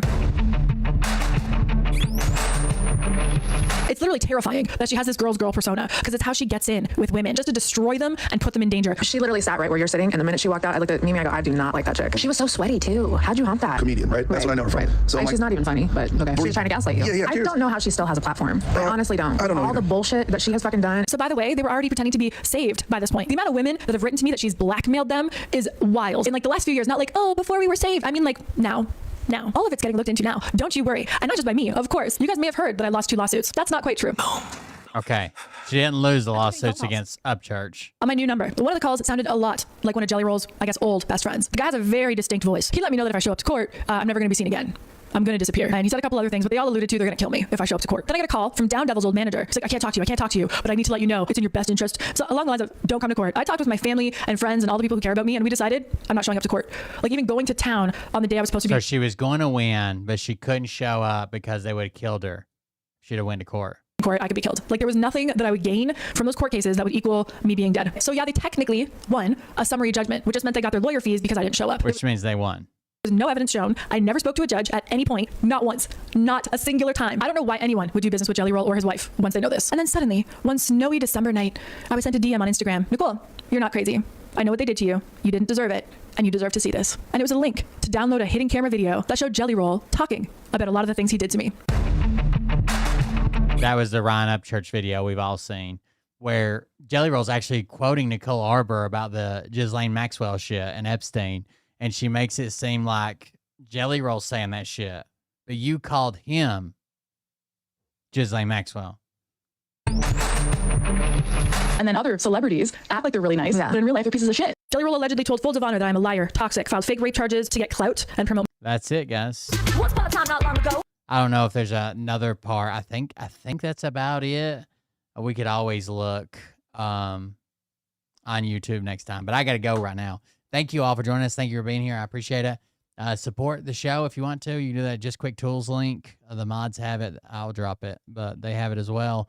Plus, it's been in the chat all night. Make sure you leave a message so I know who to thank when I come back. tomorrow probably. I got to meet with a realtor tomorrow. Noon, I think. Anyways, thank you guys for joining us. Thank you for being here. I appreciate it. You guys have a good night. We'll see you about the next one. Love you. Bye. I'm just going to meet with a realtor to be depressed. I can't afford a house, so I'm just going to, happens to see this one. yay, be depressed. You don't have a good night, guys. forking balls to call out the people on this planet by name and tell them exactly who they are and tell them the rest of the world who they are. You don't have the forking balls. You don't have the balls. By the time Oliver graduates college, I'm hoping to save up for like a no-bedroom apartment. So me and Mariah can sleep on the floor in a sleeping bag, maybe.